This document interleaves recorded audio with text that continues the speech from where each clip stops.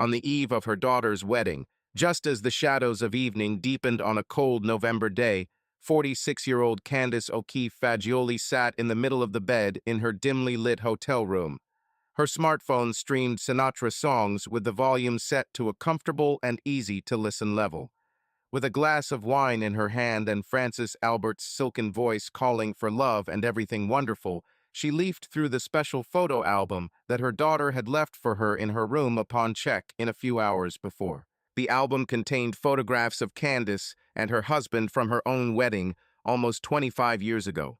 The photographs were arranged in chronological order, and as she turned page after page, moving through the years, happy memories flooded her thoughts.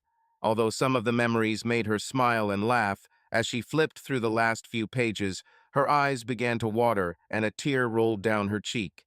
Having finished reading the last page, she put the album aside, curled up in the fetal position, quietly cried out, "Oh, Nicky, my Nicky," and began to sob. She so desperately missed her husband of almost 2 years, Nicholas Fagioli, and believed that time had run out to get him back. She remained like this for most of the night until fatigue took over, and at some point in the pre-dawn hours, she finally fell into an unpleasant sleep. But before she fell asleep, she asked herself the question, how did I end up in such a terrible place after so many good years and such a good life with Nicky? As a famous person once said, we will never stop paying for some mistakes. Candace O'Keefe grew up in a family that, at first glance, could be illustrated in a collection of stories about the serene life of the middle class. Her childhood was spent in the suburbs of Chicago, in a quiet area with neat houses and green lawns, where the spirit of 1950s America reigned, despite the fact that the turbulent 1980s were already in the yard. She was raised in an Irish Catholic family, where her mother was a housewife and her father was a blue-collar worker. Their life was simple, but filled with warmth and tradition. Candace spent her days playing with the neighborhood children, helping her mother in the kitchen, and enjoying the rhythm of family rituals. It seemed that nothing could darken this idyll. However, everything changed when Candace turned 14. Her mother, Faith O'Keefe, who always managed to create an atmosphere of comfort and love, became seriously ill. Breast cancer has proven to be merciless. The illness took away not only her health, but also the joy that filled their home. Mom left painfully and for a long time, and Candace, while still a child, was forced to watch this process, unable to change anything. When Faith died, Candace's world fell apart. The family, which once seemed so strong and unshakable, has turned into ruins. The death of his wife was a heavy blow for her father, Bill O'Keefe. Up to this point, he had always been an example of resilience, a reliable, slightly stern, but kind man who cared about his family and never allowed himself to be weak. However, the loss was too much for him. Immediately after the funeral, he started drinking. At first, it seemed like an attempt to numb the pain, but soon alcohol became a constant part of his life. Only a shadow remained of the old Bill. He became less and less interested in home, work, and even his daughter, who desperately needed his support. In fact, Candace was left alone. Of course, neighbors and relatives tried to help, but their participation was limited. Some brought food, others offered to take Candace for the weekend to give her a break. But the main worries fell on her shoulders. At 14, she was forced to take on the role of an adult. She cooked, cleaned, looked after the house, and tried to take care of her father, who was increasingly withdrawing into himself and into alcohol. She was too young to handle such a burden, but she had no choice. Candace grew up quickly, but along with it came her own problems. Adolescence, trauma, lack of parental support, all this affected her behavior. She began to rebel, make decisions that were not always right, and make mistakes, the consequences of which would overtake her much later in a lonely hotel room on a cold November evening. Candace came home one evening to find her father passed out in the living room. This became a common occurrence, and she usually managed to wake him up and get him to bed. But that night her efforts were unsuccessful. The father showed no signs of life, and Candace realized with horror that he was no longer there. She spent the next 2 years at her aunt and uncle's house, moving to their small town. There was no warmth or love in this house, and Candace felt that they saw her as a burden. She felt like her aunt and uncle were doing her a favor by providing a roof over her head. The situation was aggravated by his uncle's behavior. Being often drunk, he offended and insulted Candace. These episodes became increasingly frequent, leaving her in a constant state of stress and isolation. Every day she dreamed of escaping from this house. Despite all the difficulties, Candace maintained her inner strength. Her intelligence stood out from an early age, and she had a prohibitively high IQ.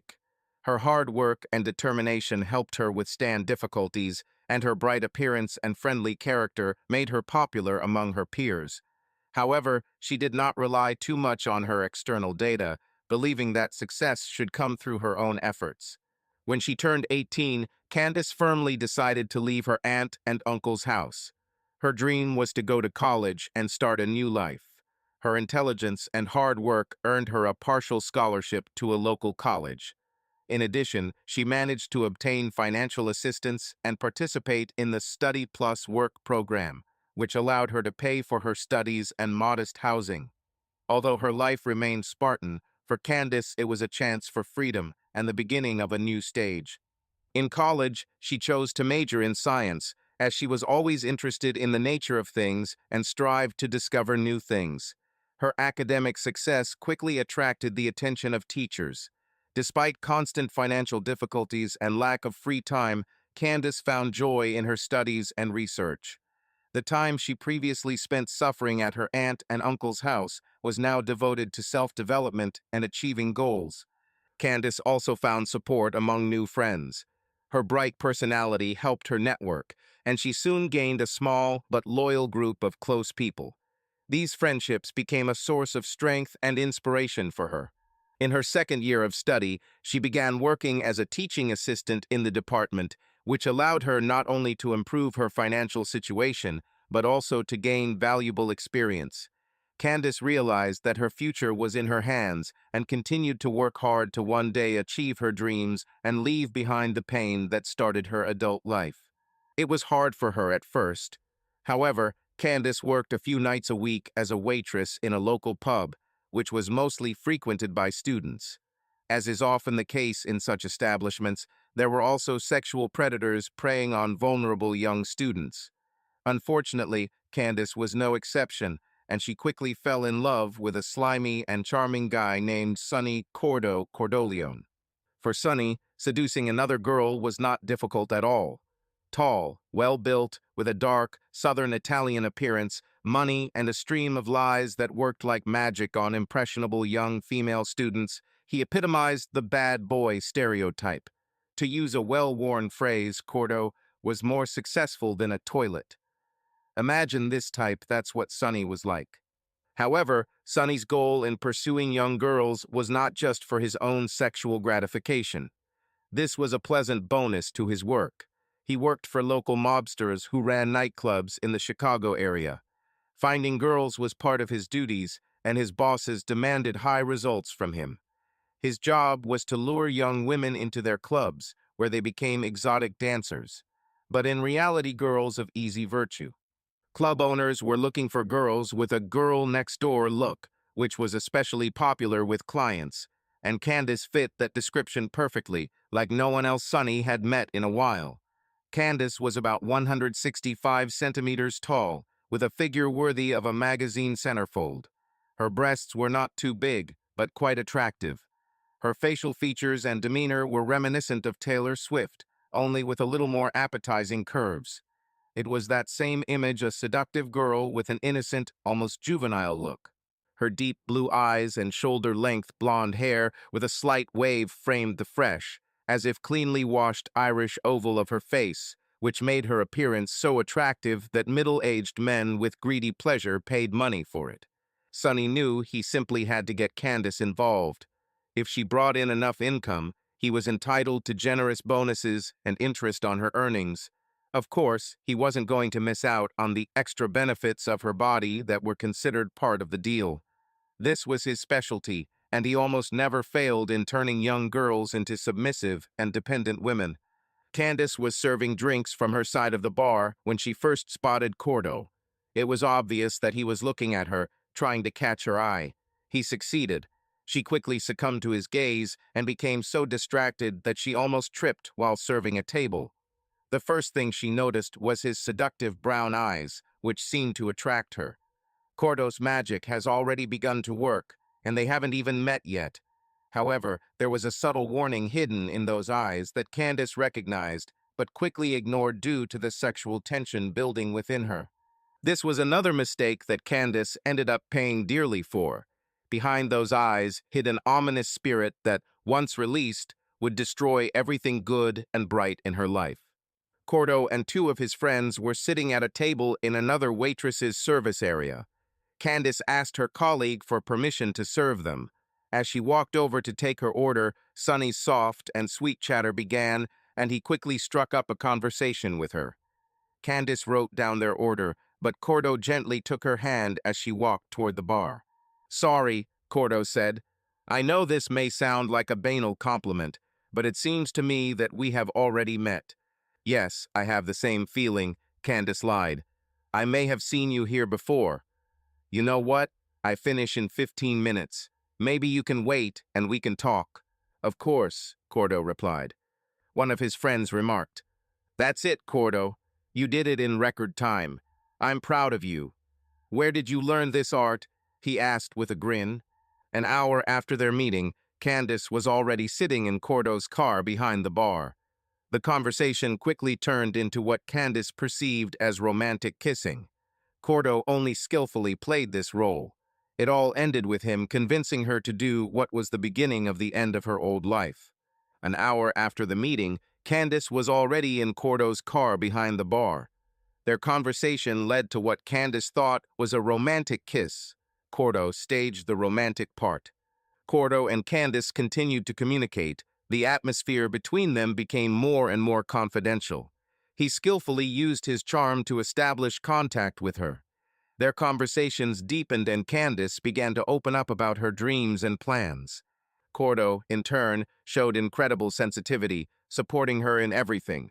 They developed a mutual attraction that was difficult not to notice. He showed her his unique vision of life, and Candace felt like a whole new world had opened up before her. An hour after their meeting, Candace was already completely captivated by his charisma. She realized that their meeting was more than just an accident. Cordo convinced her to join his project, which could open up new horizons for her. All this was just the beginning of a journey that promised a lot. In the coming days, their collaboration promised to become even more exciting, and for Candace, this could be the beginning of a completely new stage in her life. Some time later, they sat in his Mercedes, the radio playing soft music, and Cordo played the role of an interested guy who had just found the soulmate of his dreams, a role he played very well. They just sat and didn't talk. Candace rested her head on his shoulder as he gently stroked her head and played with her hair. After some time, he took her to the hostel, where they exchanged phone numbers. Before they parted, Cordo asked, "Candy, baby, when can I see you again? How about Wednesday night?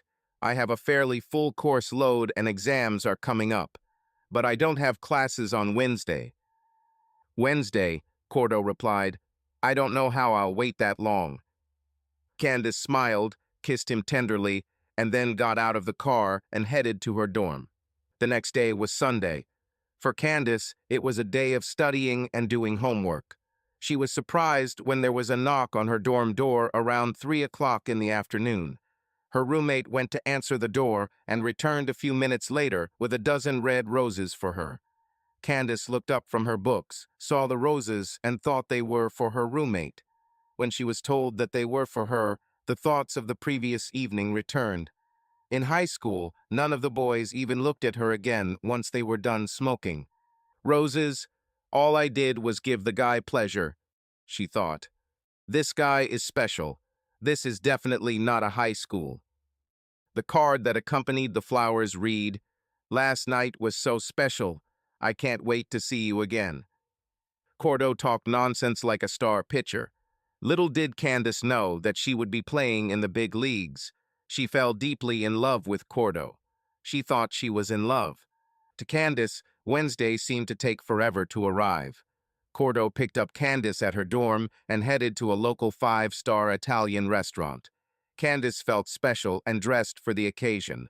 She wore a short red dress with straps, no stockings, and beige open-toe sandals with 5-inch heels. Cordo wore one of his best Italian suits, an open-necked black shirt and a gold chain hanging over his hairy chest. When they entered the restaurant, everyone seemed to know him. He was brought to the front of the line and led to a quiet, candlelit table in a secluded corner. Several men came to greet him. Candace found it interesting that they all didn't seem to say hello, but rather showed respect. Why is this guy so famous, and what does he even do? Candace thought about it. Interestingly, Candace asked Cordo what he does for a living. Cordo replied, "I live my business every day. Let's not talk about business now. Just let me look into your sexy blue eyes and enjoy your delicious dinner. I was looking forward to spending a few days with you." After dinner, Cordo drove Candace back to his apartment in a very upscale part of town. He had a penthouse that was meant to impress. There was a balcony off the living room with a stunning view of the city. They sat on the balcony after Cordo brought them wine. She took a sip, they made eye contact, stood up, and then fell into Cordo's arms. As they kissed, their lips parted and their tongues danced around each other. Cordo pulled the straps of her dress, and it fell to the floor of the balcony. Cordo gently ran his hand along Candace's back, unbuttoning her dress and leaving light, barely noticeable touches. His fingers touched her shoulders softly, then slid lower, wrapping around her waist. At this point, Candace closed her eyes, feeling the warmth of his hands and succumbing to his confident but gentle manner. He picked her up and slowly carried her to the bed, gently laying her down on the soft surface. Her body relaxed under his touch, and she allowed herself to trust the moment. Cordo leaned over her, placing light kisses on her neck and shoulders, and then ran his hand along her leg from ankle to thigh.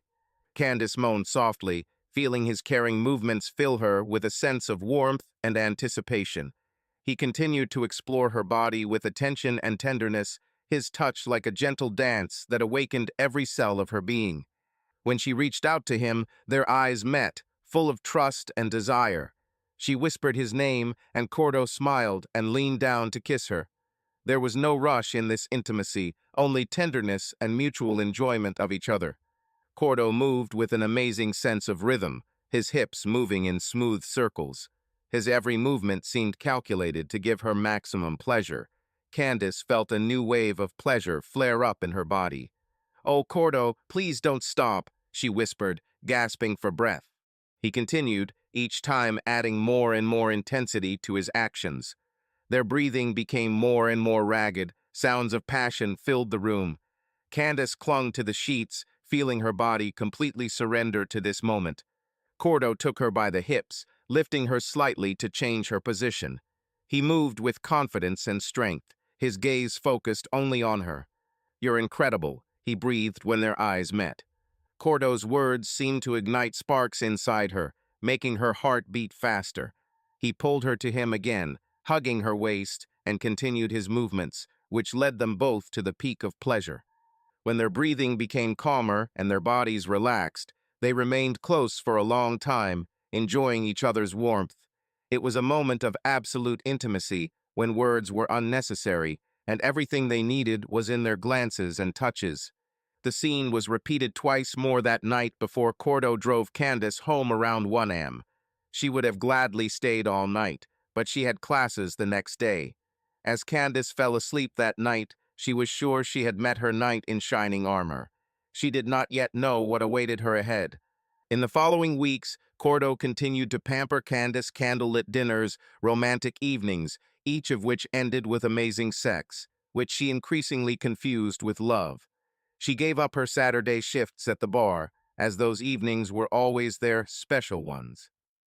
One day, after picking her up from her dorm late on a Saturday afternoon, Cordo asked permission to stop by his 2 establishments to take care of some business. Of course, Candace didn't mind. She thought this might give her the opportunity to meet Cordo's friends and associates. They stopped in front of a club called Gillies. "It's strange that there are no windows here," she thought. There was a bright neon sign out front with a picture of a naked woman in the corner. "Candy, before we go in, I need to tell you something about my business." I didn't talk about it before because I care about you, and I was afraid it would scare you away. He explained to Candace what a gentleman's club it was, going into detail about pole dancing and even rooms in the back. Cordo carefully watched her reaction, but his story did not bother her at all. On the contrary, she looked intrigued and showed obvious interest. By this point, Cordo could tell her anything, and she would believe it. Nothing could scare her away. She continued to assure herself that she was in love, despite the fact that these words were never spoken.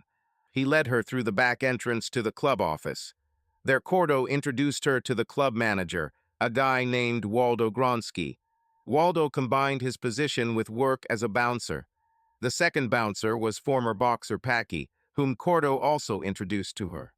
Gronsky was an interesting man, large and imposing, but also very kind, like a gentle giant. As for Packy, Candace didn't know what to think of him. He seemed a little slow. But when we met, he showed respect, just like Gronsky. Little did she know that these two would play a significant role in her future. Gronsky's job was to hand over the day's proceeds to Cordo. Candace wondered why they were dealing with such large amounts of cash. Later, she would understand why. When Gronsky handed over last night's earnings, she couldn't believe how much money he was holding in his hands. After Cordo counted the money, he shook hands with Gronsky and Packy, and then gently led Candace to the front of the club, seating her at a table near the bar. Walking through the club, Candace realized what kind of establishment it was. It was all pretty obvious. She noticed several rooms from which moans were coming. At the front of the club, she saw a dancer, completely naked. Cordo watched her reaction carefully, and again, she remained indifferent. This was a great sign for him. His plan to lure Candace into a trap worked. He sat her down at the table and introduced her to one of the dancers, who was sitting at the bar, but came up, noticing where Cordo had set up his new girl. Her name was Maria Barreto. Cordo told Candace that he had some other business to take care of and would be back soon. Maria started a conversation. Once they felt comfortable enough with each other, Candace asked the question, which effectively meant Cordo's job was done. "Maria, can I ask you a question? I, of course, understand what is happening here. But how much money can a girl earn here?" "Well, dear," Maria answered, "there are good nights and bad nights, busy nights and quiet nights. But on average, if the girl doesn't mind fulfilling the client's wishes, if you know what I mean, then you can earn about $1,000 a night in cash. On some nights, if you're lucky with the audience, you can earn twice as much, especially if it's a stag party. Those girls who just dance earn good money, but they don't reach such amounts. The main income is in the rooms in the back." "Wow, seriously, that's more than I make in a couple of weeks as a bar waitress." "Listen, dear, I know that Cordo loves you very much.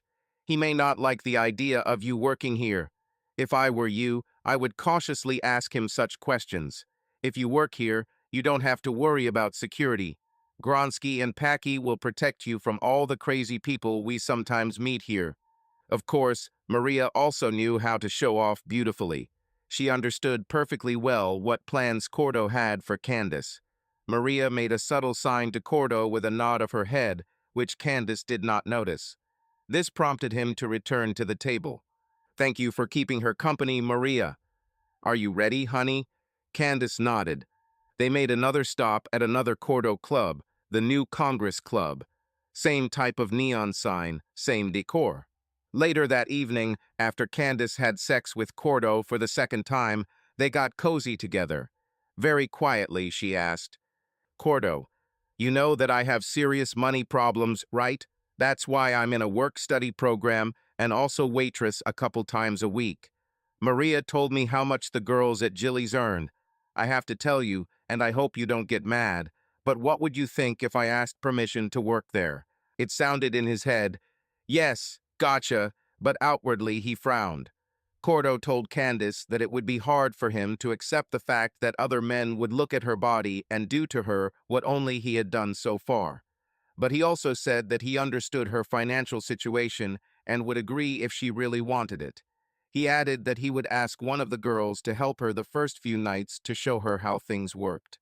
He also promised to ask Gronsky to look after her. Tomorrow I'll call Gronsky and see what can be done. You'll have to quit your job at the bar, and maybe I can give you the same 3 nights you work there. Candace smiled. She was delighted. She decided that if she worked there for a year, after earning an associate's degree from a local college, she would have enough money to transfer to a full-time university and get a degree in chemistry, which she had always been passionate about. Candace. Well, I'm sure you can guess what happened after I started working at Jilly's. It's funny looking back on it now. I should have suspected something was wrong when Cordo so easily agreed to my offer to work at his club. I thought I was in love with Cordo. I hoped that he would be mine, and at the same time I would earn good money. What a colossal mistake and misjudgment this was. I worked 3 nights a week, Wednesday, Friday, and Saturday. What a stupid girl I was. I thought, hey, since I've been giving out simple pleasures and affection and stuff for free for so long, why don't I make money from my talents? How naive I was. I lacked that moral support that should have told me to run away from this way of life and not towards it. My first night at the club, I made friends with several girls.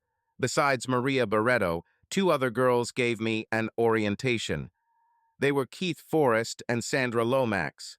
Gronsky was accepting of what Sandra was doing, but he was very protective of her.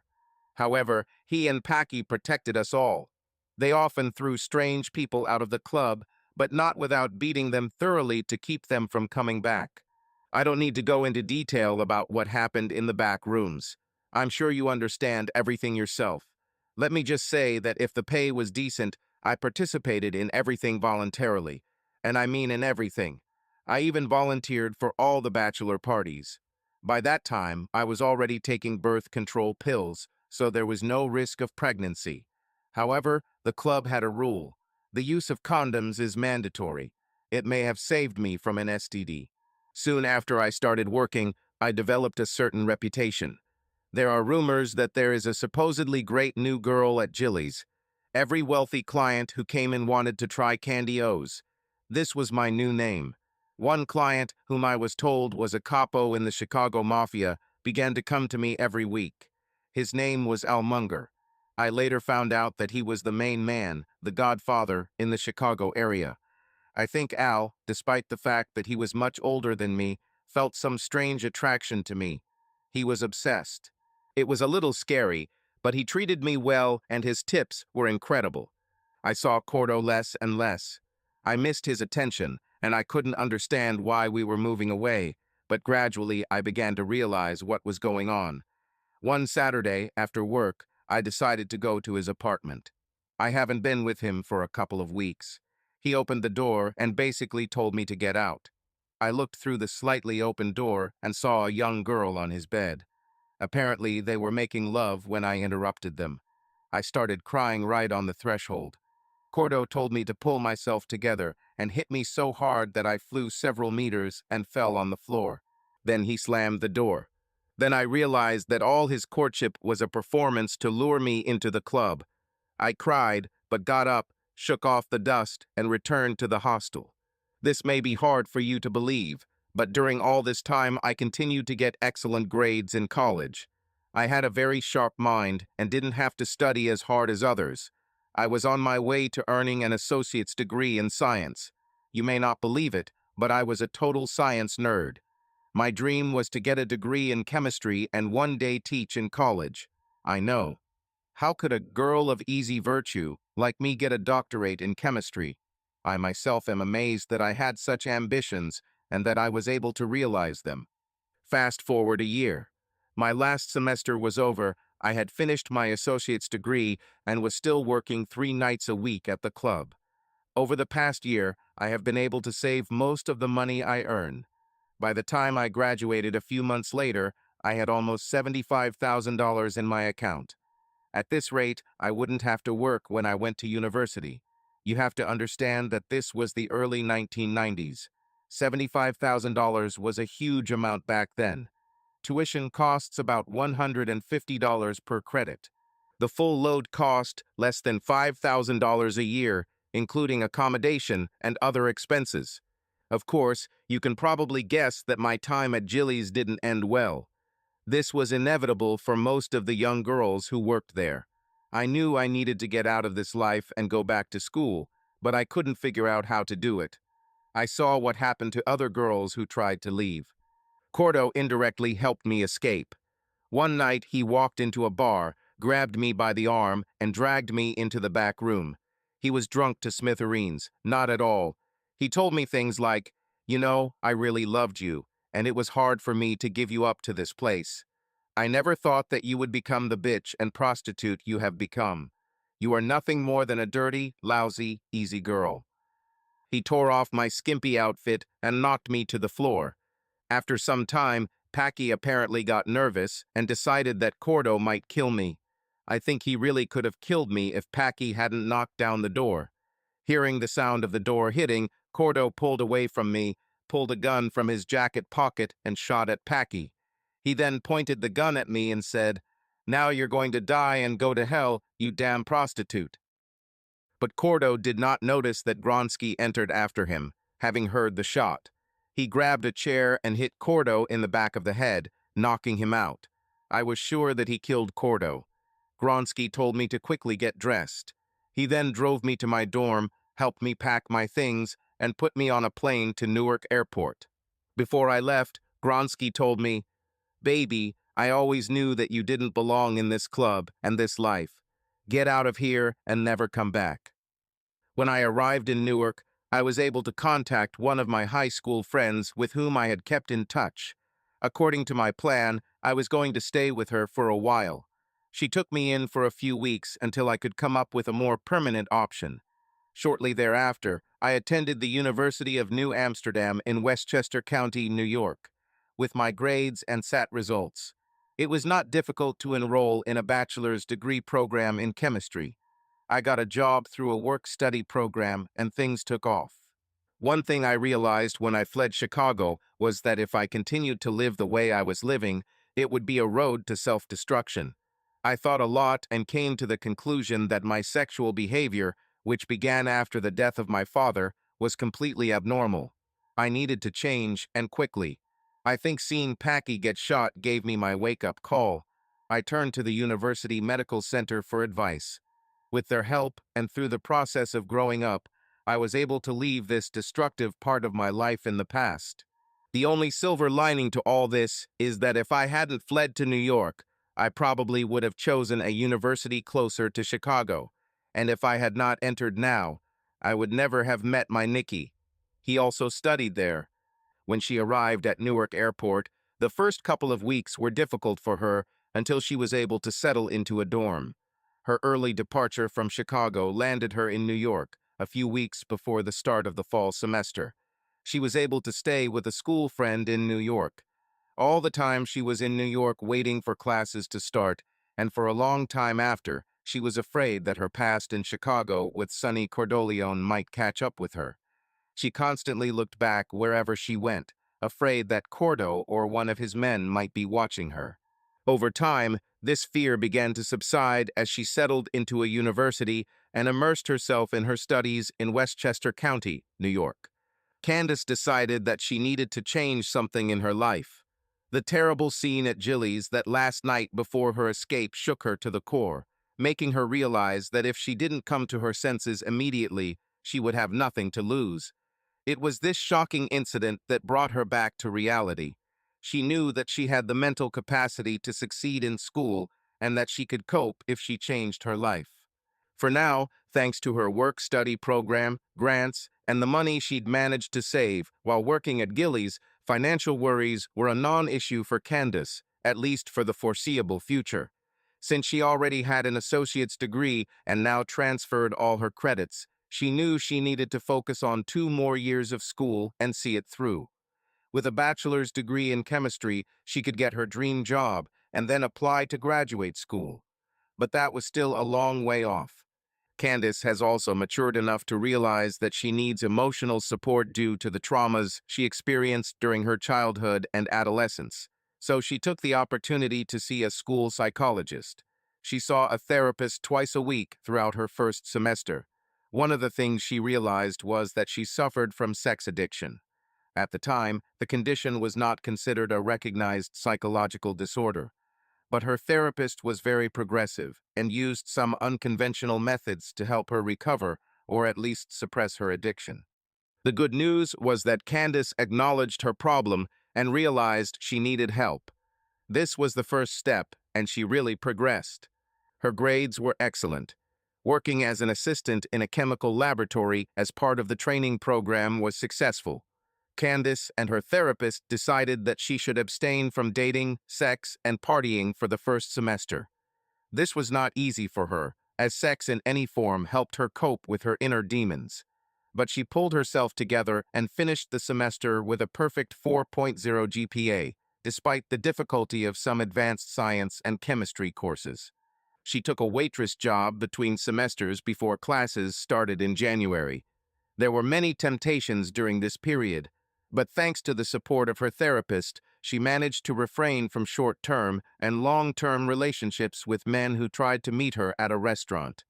There were many opportunities to quench your thirst, but she knew, as alcoholics know, that one violation can lead to serious consequences. The holidays ended quickly enough, and the second semester began. Soon after it began, she found herself in the main campus library, where she liked to study on Tuesday and Thursday evenings free from lab work. It was an ideal place to concentrate, since students rarely went to the upper floors with bookshelves. One Tuesday in mid-January, Candace sat on the third floor at a workstation in the corner behind some shelving. After working on an organic chemistry problem for a long time, she looked up, stretched, and decided to take a short break. That's when she noticed the most handsome man she had ever seen. He sat at a workstation diagonal from her. Yes, you guessed it, it was Nicholas Fagioli. Although he was unusually attractive, he did not have the animalistic sexual charisma that Cordo exuded when he tried to capture her. Or perhaps it was because Candace, through hours of therapy, had learned to repress her sexual side.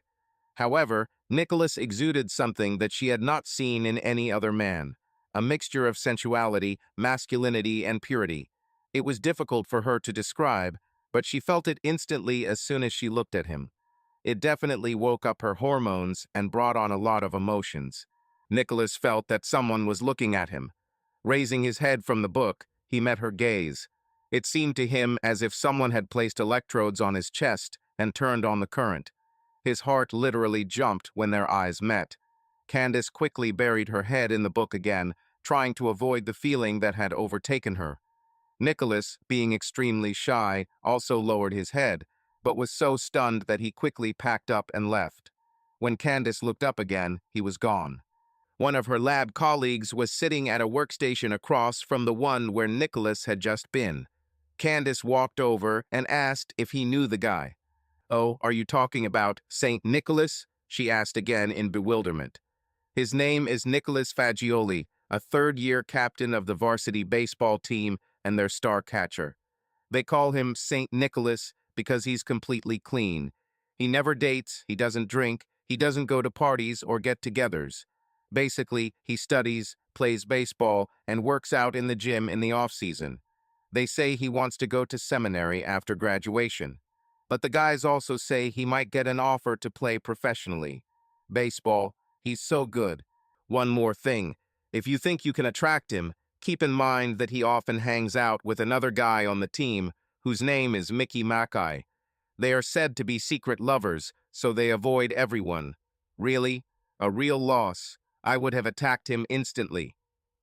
Candace was sure that their relationship with Nicholas proved the opposite. He could not be gay. She felt his desire when their eyes met, and she knew it. But this was not just sexual desire. It was something more, much deeper. For the next 2 days, Candace's thoughts about Nicholas never left her mind. He was the first person she thought about when she woke up, and the last thing she thought about before she fell asleep. Candace was disappointed when Nicholas still didn't show up at the library on Thursday the following week. However, on Tuesday he was there again, behind the same station, and he arrived before her. When she reached the third floor and went to her usual workstation, Nicholas became noticeably nervous. He almost fell out of his chair when she walked past and smiled at him. He was literally smitten by her blue eyes, her gentle Irish face, and the soft sway of her hips as she walked. As Candace settled into her seat, Nicholas finally mustered up his courage. Sweaty with excitement, he slowly approached her and said hesitantly, "Hello, I'm Nicholas." Candace looked up. Despite her experience, she was just as nervous as Nicholas. She was melting inside, but she managed to answer. "Hello, Nikki. I'm Candy." Nicholas was speechless and couldn't think of anything to say. It felt like someone had a piece of cotton stuck in his mouth. Finally, he squeezed out the first words that came to mind and immediately realized how childish they sounded. "Is that short for Candace? Such a beautiful name. There is no need to shorten it. Um, Maybe you want to take a break from studying and eat some ice cream." "Ice cream?" Candace asked.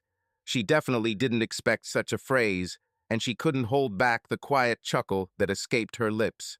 "Wait, seriously, do you want to treat me to ice cream? Not a drink, not beer, but ice cream?" She laughed again. Nicholas, being inexperienced with girls and very shy, took her words and laughed as a mockery, as if she was telling him to leave her alone. In fact, she was simply taken aback by the innocence of his proposal. Nicholas, as angry as it was possible for him, felt angry and impulsive, said, "Sorry for disturbing you. I probably should have realized that I wasn't up to your level." With these words, he quickly collected his books and ran towards the stairs. Candace felt terrible when she realized that he had misunderstood her response to the invitation. She ran after him, but he had already disappeared. "Who is this guy?" she thought. A month passed, but Nicholas never returned to the library, and Candace never saw him again on campus. But she couldn't get him out of her head and was terribly sorry about how their first meeting ended. The thought of Nicky's green eyes and boyish face as he introduced himself to her was more intoxicating than Cordo's introduction all those years ago. Many nights, in the silence of her dorm room, she fantasized about him. She often imagined them secluded behind the bookshelves in the library, and her fantasies returned again and again to Nikolaus. His image became a source of inspiration and warm feelings for her, which helped her cope with loneliness. These dreams brought her special comfort, filling her heart with joy and trembling. Before meeting Nikolaus, her thoughts wandered among many fictional characters, but after that memorable night in the library, everything changed. Only he occupied her imagination, and no other images touched her so deeply. In early March, the baseball team began practicing outside. One day after class in the chemistry lab, on her way back to the dorm, Candace passed by the practice field. She saw a familiar face at home base and immediately knew it was Nicky. Her heart sank and her breathing quickened. She moved closer to the protective net, hoping to attract his attention. But he was so focused on training that he never turned around. She watched in admiration as his strong arms struck the ball hard over and over again, sending it over the fence in right field. After the last hit, he made a practice bunt and ran to first base with all his might. "Wow," Candace thought. "He's really good. And quite cute. Not a bad ass," she thought as she watched him run towards the base. When they first met, she paid attention only to his face and eyes. Now she noticed how fit and strong his body was. She was again overcome by warm feelings. When Nicholas slowed behind first base and headed back toward the dugout to change his shoes and collect his equipment, he looked completely different from the way he had in the library. His confident gait and demeanor amazed Candace. Nothing at this moment reminded her of that shy guy she met a month ago. After gathering his things, Nicholas left the bench with a large guy who was obviously also on the baseball team. They walked side by side, discussing something, and headed towards the exit from the field. Candace moved decisively towards them, intending to intercept Nicholas. When she walked out in front of them, both boys stopped and looked at her. Seeing who was standing in front of him, Nicholas instantly blushed, as if he had been caught doing something obscene. His green eyes met hers for a moment, but he immediately tried to look away. Candace smiled and said with a cute grimace, "Hello, Nicky. I was looking for you. You promised to treat me to ice cream, but then you ran away from the library so quickly that I didn't have time to catch up with you. It was completely impolite, she added with a slight mockery in her voice. The big guy standing next to Nicholas laughed loudly. In a thick Irish accent, he said cheerfully, "Ice cream? Yes, this is funny. I'd rather treat the lady to a glass of good beer." "Nick, are you completely crazy offering a girl ice cream? That's for sure. Your brains are in your pants. But if the lady agrees, then I won't refuse ice cream either," he added, his eyes flashing slyly. "This is Candace, and this fool is Mickey Mackay, our best pitcher," Nicholas finally introduced. "Get out, big guy," he said to his friend. Candace couldn't help but laugh, especially after Nicholas added, "Stupid Irishman, go get your beer. Candace and I will go get some ice cream." She flirtatiously took Nicholas' arm and they walked together. From that moment on, they became inseparable. Despite the fact that their characters and life experiences were completely different, their attraction was strong, like metal to a magnet. They enjoyed each other's company and got to know each other better. But Nicholas, because of his shyness, and Candace, because of his past, were cautious when it came to the physical side of their relationship. Candace felt something more than just interest in him, and Nicholas, although he could not express it in words, understood that this girl was not indifferent to him. That first evening, sitting on a bench outside a local ice cream shop, they looked into each other's eyes. Slowly, inexorably, their lips approached. Nicholas was hesitant at first, but eventually overcame his shyness. Neither he nor Candace could fight the feelings that overwhelmed them any longer. Instinctively, he closed his eyes, as did she, and very gently touched her lips, lightly stroking her curly blonde hair with his right hand. It was a sweet and new experience, their first tender kiss. Candace responded to the kiss with a quiet, drawn-out moan, gently pressing his lips to hers. Her long fingers first ran through his neatly trimmed brown hair, then slid down his neck to his back, where she hugged him gently but firmly. They stayed like that for several minutes, absorbed in a kiss that eclipsed everything around them. Even at this moment, at the very beginning of their relationship, they both knew that there was something special between them and that they were meant for each other. In the weeks that followed, at times, Candace's strong physical attraction to Nicholas brought up unpleasant memories of her past and put her in difficult situations. But as they spent more time together and their love deepened, Candace allowed Nicholas to take the lead. The stronger their love became, the easier it was for her to forget about the past. And although the attraction was very strong, Candace did not need to satisfy it by taking Nicholas to bed. At the moment, it was enough for her to simply be in love and enjoy this feeling that completely captured her. She was completely engrossed in Nicholas, something she had never experienced before. Nicholas Fagioli, although very different from Candace, had one important thing in common with her. His parents also died suddenly when he was 14 years old. But that's where the similarities ended. Unlike Candace, Nicholas ended up in the loving home of his maternal grandparents, Sophie and Mario Mineta, first generations of Italian Americans. It was a typical Italian-American home, full of love and, of course, food. Sophie, or Mum, as Nicholas called her, was long past the age of motherhood when his parents tragically passed away. But she loved Nicholas as her son, caring for him in memory of her daughter, gone too soon.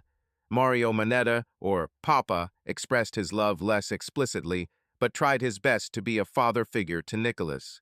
Nicholas had good aunts and uncles who served as examples to him.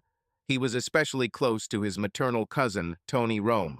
They went to school together and played baseball, although Tony could not match Nicholas' level of play. After school, Tony joined the local police department and rose to the rank of detective. However, Tony later faced personal problems that affected his police career. Despite the fact that over 20 years he became one of the best detectives, he was involved in a scandal and was forced to resign. But it was too early for Tony to just sit at home and drink beer. He opened his own detective agency. Despite everything, Tony and Nicholas maintained a close relationship. Candace, those first months with Nikki were magical. I was still struggling with the hardships of the past and was a little afraid that somewhere on campus There were mafia villains hiding behind every bush, looking for me. But my relationship with Nikki helped heal some old wounds. I realized that not all men are predators, and that there are really good guys. Honestly, I believe Nikki saved me in many ways. No, we didn't have sex at the beginning of our relationship. But when we did make love later, it was so beautiful. This opened the door to sexual healing for me. I was no longer a toy for someone else's pleasure, as I had been for Cordo and his minions, as well as for the clients at Gilly. Some of the cool guys on campus often tried to hit on me, but they were easy to ignore because I had Nicky and he was everything I needed. Some people still called him St. Nicholas, but that stopped soon after everyone started seeing us together. Oh yes, the big Irishman, Mickey Mackay. He was Nicky's devoted friend. They never separated. Both grew up in the same neighborhood in the Bronx. Mickey was one of the best pitchers in college and could have easily earned a professional contract upon graduation. But instead he decided to go to seminary and become a priest. I fell in love with Mickey as a true friend, almost like a brother. Yes, I found out that Nicky was also thinking about becoming a priest. I don't know whether it was my fault that he chose a different path, or whether fate simply decreed otherwise. Some people believed that Nicky and Mickey were gay and not real men. Let me tell you one story that made me admire these guys even more and prove their courage and strength of character. We used to go to the local ice cream place once or twice a week. But sometimes Mickey would convince us to go to the local pub. One evening in a pub, 5 suspicious, strange men, clearly not students, began to pester a young, frightened Latin woman. They decided she was an easy target and started hurling racist insults at her. Nicky noticed how this was starting to bother me. Small incidents like these brought back unpleasant memories to me. The girl, tearful and frightened, jumped up from her seat and tried to leave. The 5 began to follow her. Mickey and Nicky looked at each other and told me to stay put. They left the pub, but I wasn't going to be left behind. I also followed them. In his distinctive Gaelic accent, Mickey addressed the boys. "Why don't you leave this girl alone? Let's go back to the pub and I'll buy everyone a pint." One of the men replied, "Fuck you, asshole. We're going to have sex with this thing today." "Oh, kitty? Well, that's no way to talk about a lady.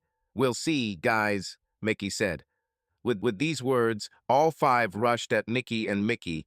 One of them was armed with a knife. It all happened so quickly, but when the dust settled, the 5 bad guys were lying on the ground, and our 2 good guys were standing unharmed. The young Hispanic girl, her name was Juana, was so grateful that she stood on her tiptoes and kissed Mickey on the lips. Since then, we have become an inseparable foursome. We later learned that Juana was originally from the Dominican Republic and had just transferred to North American University. Nicky and I knew she was in love with Mickey. But when graduation time came, Mickey had to tell Juana that it was all over. He had been accepted into the seminary. Juana was in a terrible state, but Mickey felt his calling was to become a priest and left her behind. This incident at the bar was proof to me that Nicky was everything I needed. I knew that he would always protect me if I was in danger. I had to remember this incident many years later when I started having problems. There is one thing you need to know about Nicky in order to understand his actions in the future when my problems resurfaced. He was passive in conflicts. He never shied away from a fight if it was the right thing to do, but he didn't specifically seek it out either. If he thought defeat was inevitable, he could simply walk away. As they say, prudence is the better part of valor. It was Nicky. I first noticed this during an incident at a party on campus at the beginning of the fall semester of our senior year. Of course, I was there with Nicky, Mickey, and Juana. Nicky went to the bar to get drinks while Mickey and Juana went dancing. As Nicky returned with the drinks, he saw a tall, handsome guy trying to flirt with me. This guy was a real bore. The poor guy tried to use all his tricks and hackneyed phrases to get me to dance with him. Of course, he didn't get anywhere, but he still put his hand on my arm, trying to lure me onto the dance floor. It wasn't aggressive, rather a light infusion. But Nicky saw my smile and laughter in response to his stupid attempts, although he was too far away to hear our conversation. He thought I was interested. Nikki never returned with the drinks. I had to look for Mickey to help me find him. It turned out that he returned to the hostel and sat there, gloomy. He didn't want to talk to me for several hours until Mickey convinced him to come to his senses. When I finally saw Nicky, I told him, "You stupid Italian. Never doubt me again. I'm all yours." His eyes lit up, the color returned to his cheeks, and he kissed me so passionately that I almost melted. You may find it hard to believe, but at that point we had not yet made love. But I'll tell you a little secret. Sometimes when Nicky and I were hugging and kissing, I would get a little emotional. They weren't strong enough to blow my head, but they were gentle, wave-like spasms that I felt deep inside. This has never happened to me before. Only Nicky could evoke such feelings without even touching places that other men had touched. The Christmas after we met, Nicky brought me home to meet Manette's mom and dad. We just finished the fall semester of our senior year. The 9 months we were together were completely different from anything I had experienced before. Even though we didn't have rings, we were committed to each other. Nicky was the first to say, "I love you." I knew I loved him long before, but I was afraid I'd scare Nicky away if I was too pushy. No man could take me away from Nicky. We truly belonged to each other. The Manetta family's Christmas Eve was everything one would expect from an Italian Christmas. For the first time, I tried the famous Feast of the Seven Fishes, after which we went to midnight mass. You must understand that although I was raised Irish Catholic, I have not set foot in a church since my father died. Approaching the cathedral, I was so scared that I wanted to run away. Nicky sensed my anxiety, but he gently took my hand, stroked my arm, and I still went inside. You've probably heard the expression, "as nervous as a harlot in church." So it was about me literally. Since I fell in love with Nicky, I rarely had bad thoughts about my past. But this experience awakened them again. I thought, I don't belong here. I'm not good enough to be among believers. Throughout the Christmas service, these thoughts continued to pop into my head. After Mass, Nicky and I drove back in his car. When we parked near Manette's house, he said he wanted to ask me a very important question. I think you've already guessed it. He took a ring from his pocket, confessed his deep love for me, and asked me to become his wife. He put the ring on my finger in an instant. How did I feel then? It was a cocktail of love for everything that Nicky represented, dreams of a happy life with him in a traditional family and about children. But very quickly my inner demons rose again, the same ones that had briefly visited me at the entrance to the cathedral a few hours earlier. I was overcome with anxiety and panic. I took off the ring, gave it back to Nicky, jumped out of the car and ran into the house, to the top floor, to the guest room. Nicky remained sitting in the car, still holding the ring in his hands. Poor guy, he must have been completely confused and depressed. By then, Manette's mom and dad had returned home. They were clearly alarmed to see me run upstairs crying. Mom knew in advance that Nicky was going to propose and was ready to celebrate. But instead, I was in their guest room in tears, filled with all my old fears and feelings of inadequacy. I thought I was dirty, that I wasn't worthy of Nicky, and that my past would come out at some point and hurt this man I loved so deeply. I heard a quiet knock on the door, and then the gentle voice of Manette's mother, who asked if I could come in. She sat on the edge of the bed, hugged me like a mother would, and held me while I cried and rocked back and forth. After I had calmed down a bit, she gently asked if I wanted to tell her what happened. "Mom, this is all wrong. I can't marry Nicky. I love him so much, but I'm afraid that one day I'll hurt him." In her gentle, kind way, she made me tell part of her story. She never judged me, she just listened. Of course, I missed a lot, but I think she got the point. She didn't recoil in horror, didn't judge me, just offered her kindness and comfort. She said Nicky wouldn't worry about my past. "He loves you with all his heart," Mom said. "All he wants is to make you happy.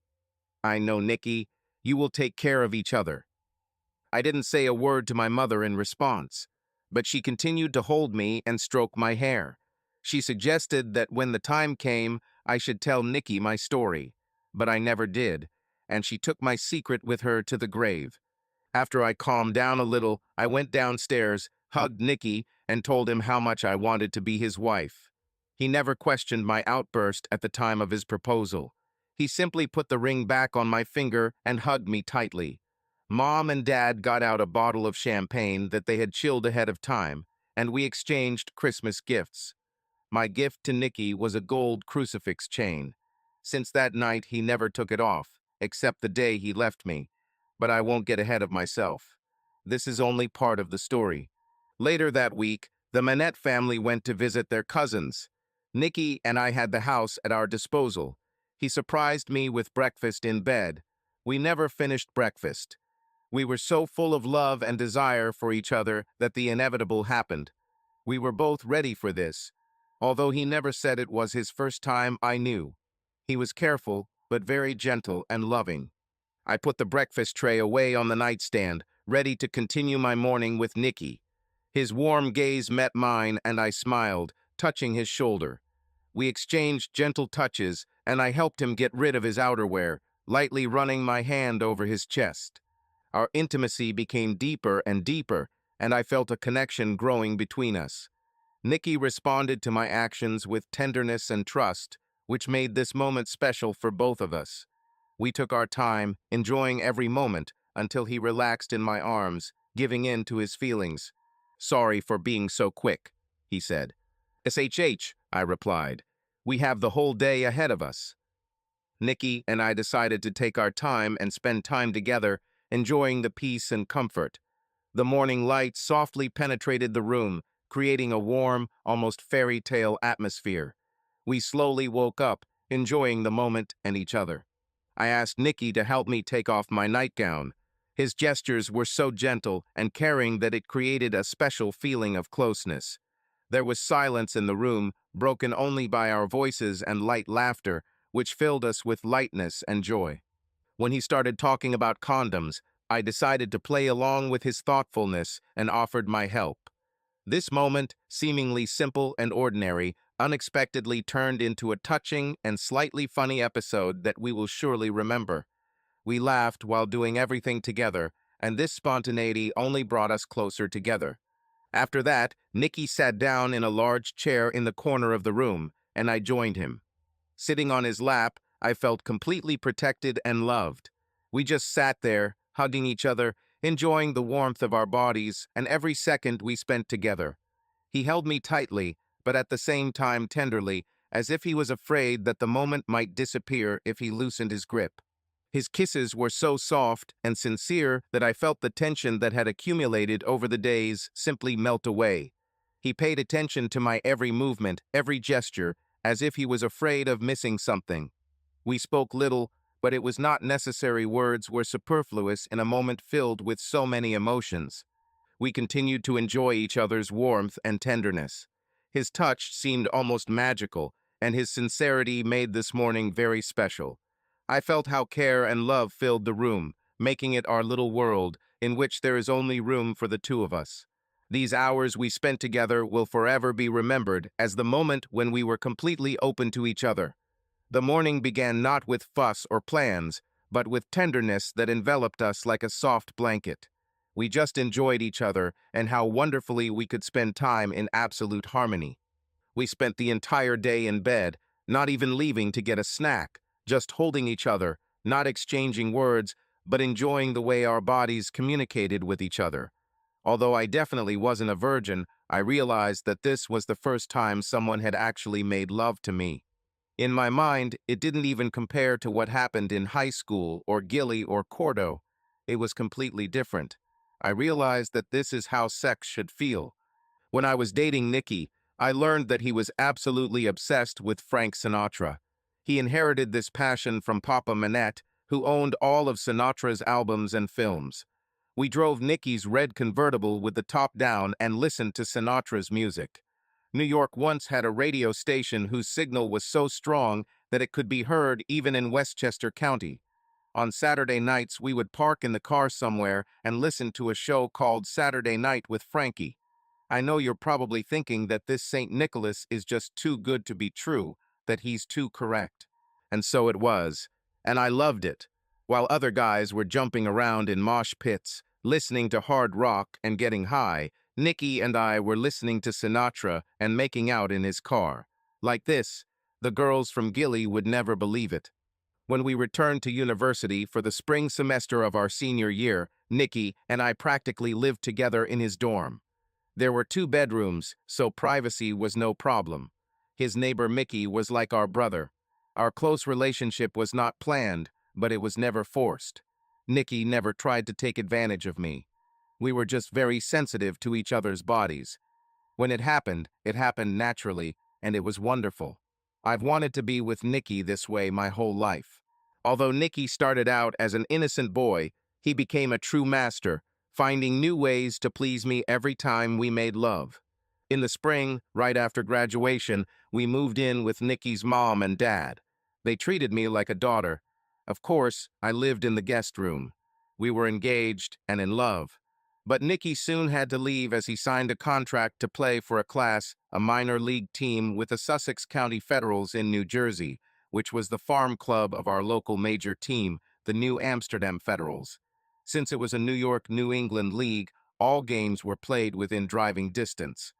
During the summer, I would visit him on weekends, spend nights with Nikki, and return to his parents on Mondays. But in mid-August, we received a call at night. We knew Nikki's team was playing in Bridgeport, Connecticut. The news was bad. While attempting a triple while sliding into third base, Nikki broke his leg. The fracture was serious, requiring surgery, and then infection began. Everything was on the edge, but Nikki managed. Unfortunately, this was the end of his promising baseball career. His dreams of big-time sports collapsed in an instant. Nikki returned home from rehab in early September. He underwent intensive physical therapy for several weeks. In the meantime, I enrolled in a master's degree in chemistry at a local university and took a part-time job as a laboratory assistant at a local chemical research company. I studied during the day and worked 3 evenings a week. Basically, Nikki's mom and dad supported us. Was I tempted with other men at university or at work? This may seem incredible to you, but no, not even once. Many tried to charm me, despite the visible wedding ring on my hand. I never told Nikki about these incidents. I was afraid of what he might do to these people. Over time, everyone realized that I was not looking for any intrigue and left me alone. In the fall, Nikki gradually returned to normal life. He was depressed that he could no longer play professional baseball and felt useless sitting at home all day. But he had a diploma from now in physical education with an additional specialization in business management. In January, he found a job as a teacher and baseball coach at a local school. 11 months later, in November 1992, Nikki and I decided to get married. Mom and Dad wanted us to wait a year to have a big wedding, but we really wanted to be together. We had a beautiful church wedding. The ceremony was followed by a small reception in the banquet room behind an Irish bar in the Northwest Bronx. Mickey's father's bar. What do I remember most about our wedding? Our first dance to Sinatra's "The Way You Look Tonight." This song played a key role in our breakup later. Now, thinking about her words, I can't help but cry and feel the hole in my heart that Nikki left when he left. But in fact, I created this hole myself. We couldn't afford a full honeymoon since I was still in school. After the wedding, we were able to take a long weekend to go to Otsego Lake near Cooperstown, New York. Nikki's parents had a house on this lake, which Mommy and Daddy were forced to sell shortly after their death. For Nika, this house was filled with memories. He often recalled spending summer days fishing on this lake with his father before their tragic accident. Of course, no trip to Otsego Lake would be complete without a visit to the Baseball Hall of Fame. Corny, I know. A couple of years later, we finally went on our postponed honeymoon to Hawaii. It was a wedding gift from Mommy and Daddy. I won't tell you about our love affairs during this short honeymoon weekend on the lake. This is too personal to share. It was sacred, and I will cherish it in my memory for the rest of my life. Let me just say that it was frequent and incredibly satisfying, more than anything I had experienced before. Sorry, you'll have to rely on your imagination. After our short honeymoon on the lake, we quickly settled into a cozy family routine filled with work and school. We were busy, but we always found time for each other. By the late spring of 1993, I had completed my master's degree in chemistry and began working full-time at a chemical research company where I had previously been a part-time employee. After receiving my diploma, my salary increased significantly, and I received good benefits. Nikki continued to work at the local high school, teaching and coaching the school's baseball team. Since I was doing well, he decided to take night classes to get his MBA. 2 years later, Nikki completed his studies, and we were ready to buy a house.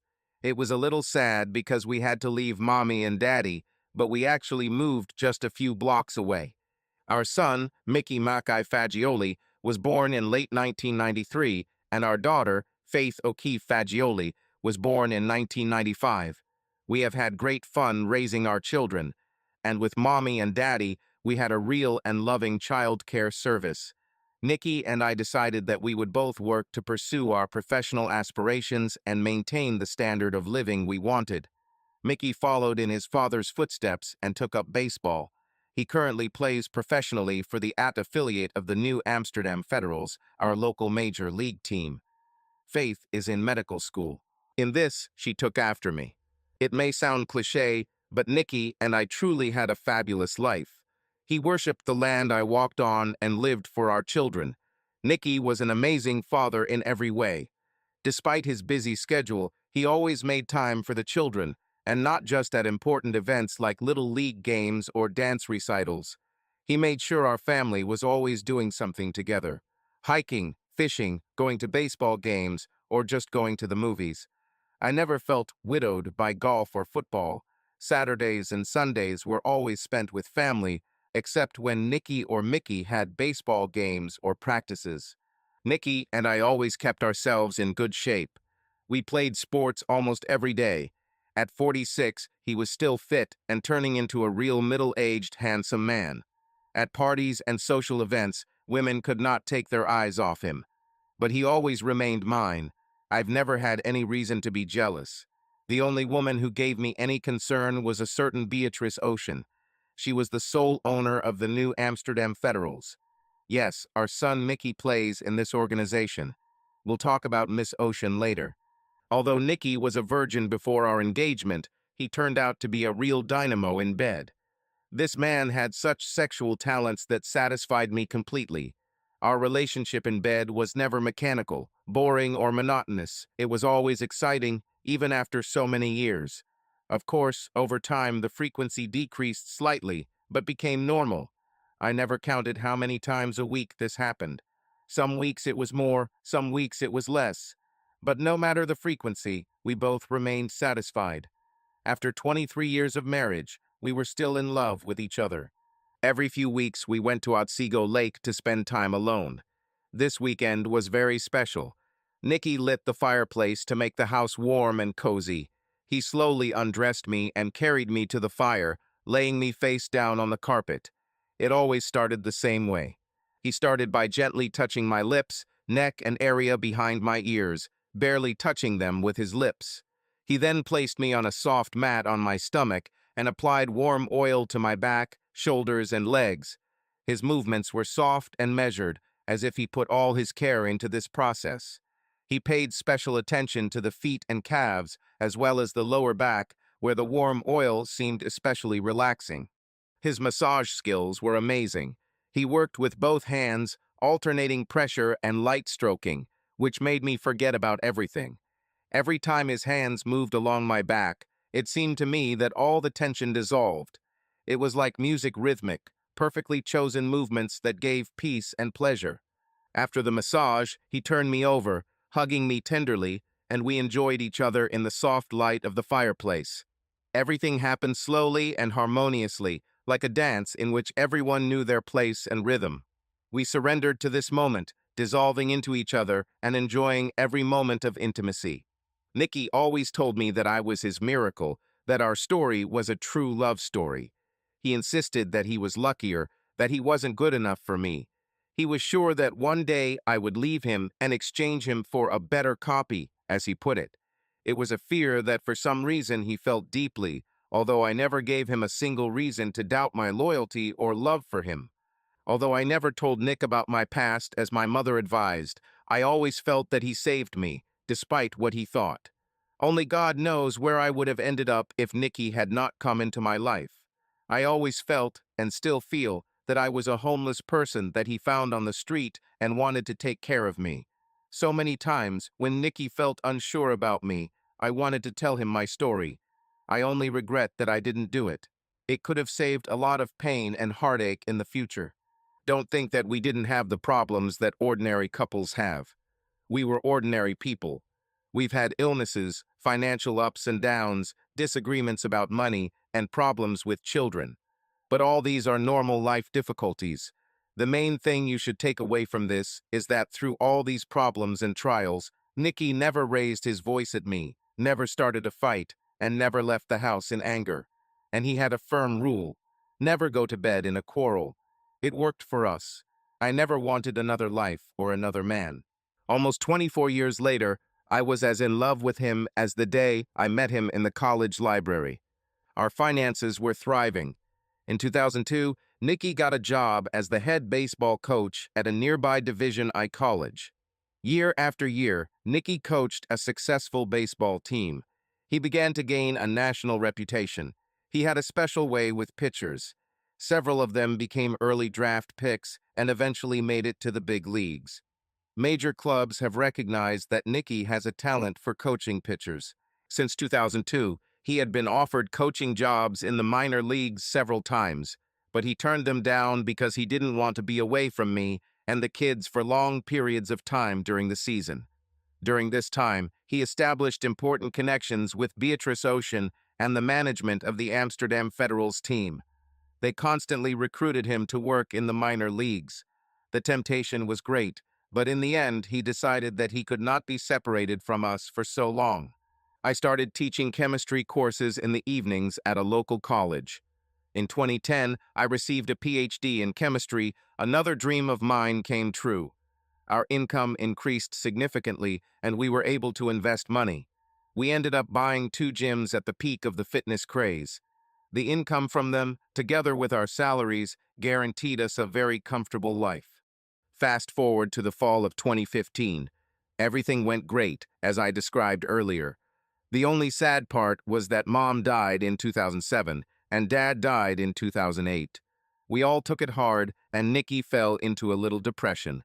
But we got through it together. I was doing well at work and rose to the level of Senior Vice President of Research and Development.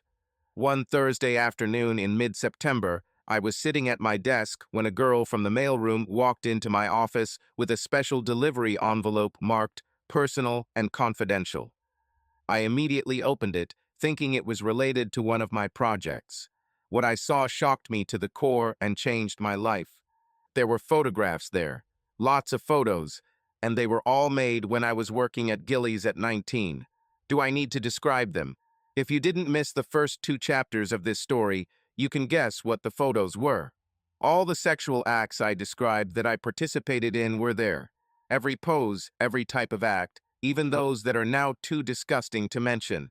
I ran to the bathroom and threw up everything I ate for lunch. Having recovered as much as possible, I returned to the envelope and found the note. It was written by a manager in the accounting department, Guy Gisborne. Guy joined the company 2 years ago. The note instructed to meet him at Crooner's Bar and Grill on the corner of Main and Monroe. Guy, although very handsome, had a slippery, sly manner. Ever since he came into the company, he has been trying to get me into bed. When I first met him, I couldn't help but feel like he reminded me of someone. I couldn't figure out who exactly. He was well built, but this feeling of strange déjà vu somehow repelled me. Before I even realized what a creep he was, I danced with him at the company Christmas party last year. While we were slow dancing, he pressed himself against me, and I felt his arousal on my leg. And he did it right in front of Nicky. I was about to tell Nicky about this when he suddenly pulled away and the music ended. From that moment on, he continued to try to harass me. I learned that he had a very dubious reputation. He tried to sleep with as many married employees as possible who worked under him. And according to rumors, he often succeeded. At one point, I had to sternly tell him to back off, or I would file a complaint with HR. Finally, he retreated. But now this. After another run to the bathroom and a bout of vomiting, I experienced a panic attack right in the office. I broke into a cold sweat and turned white as a sheet. Wild thoughts swirled in my head. Ignore it? Call Nicky and tell him the whole story right now? What about my boss?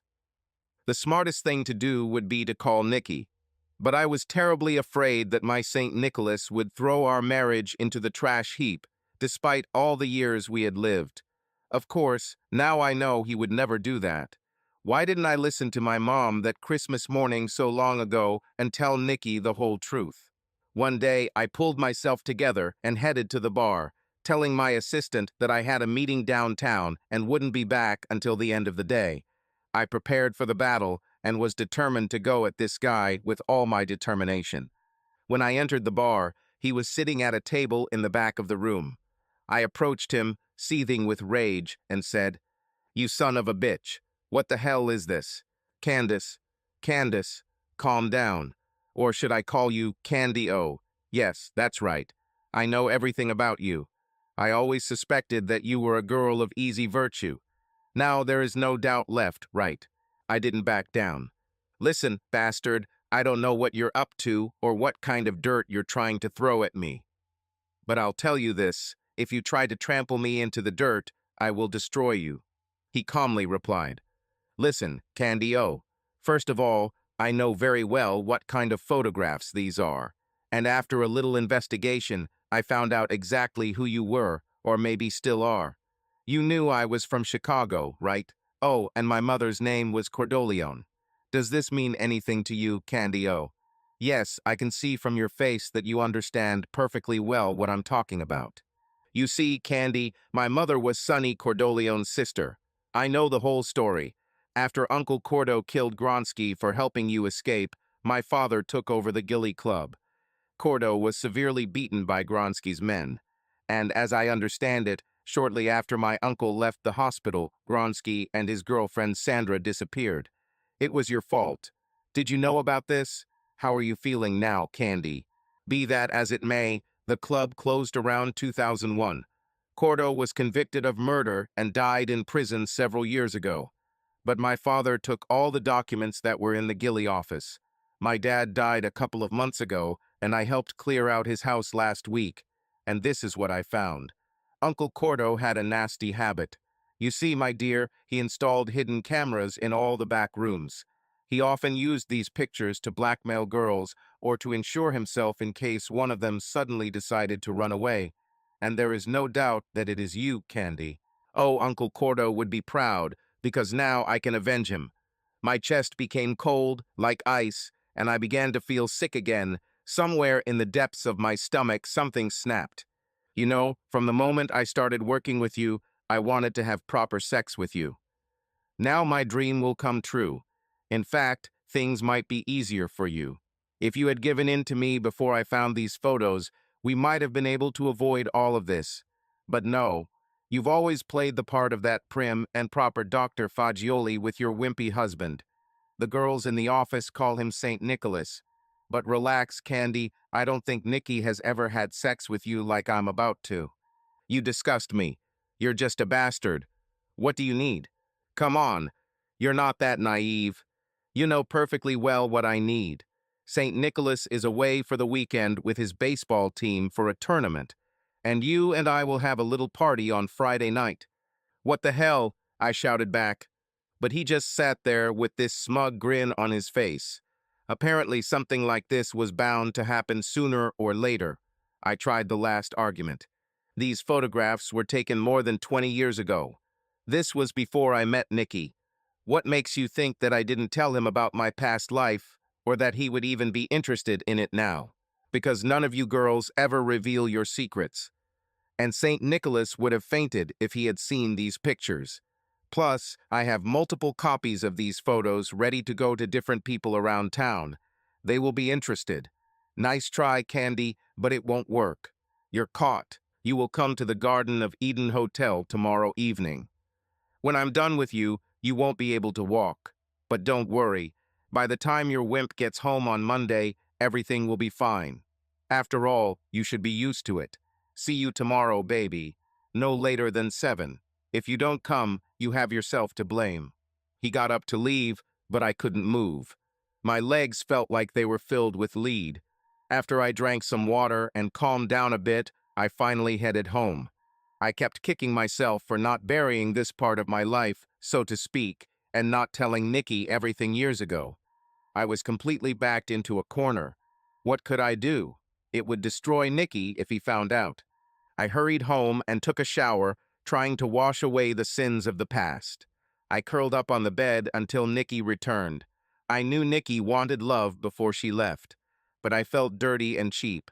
I told him that I had an intestinal virus and needed to rest. I didn't know it then, but I would never be able to make love to my husband again. The next day, Friday, I took sick leave. Nikki left early this morning after checking on me to see how I was doing.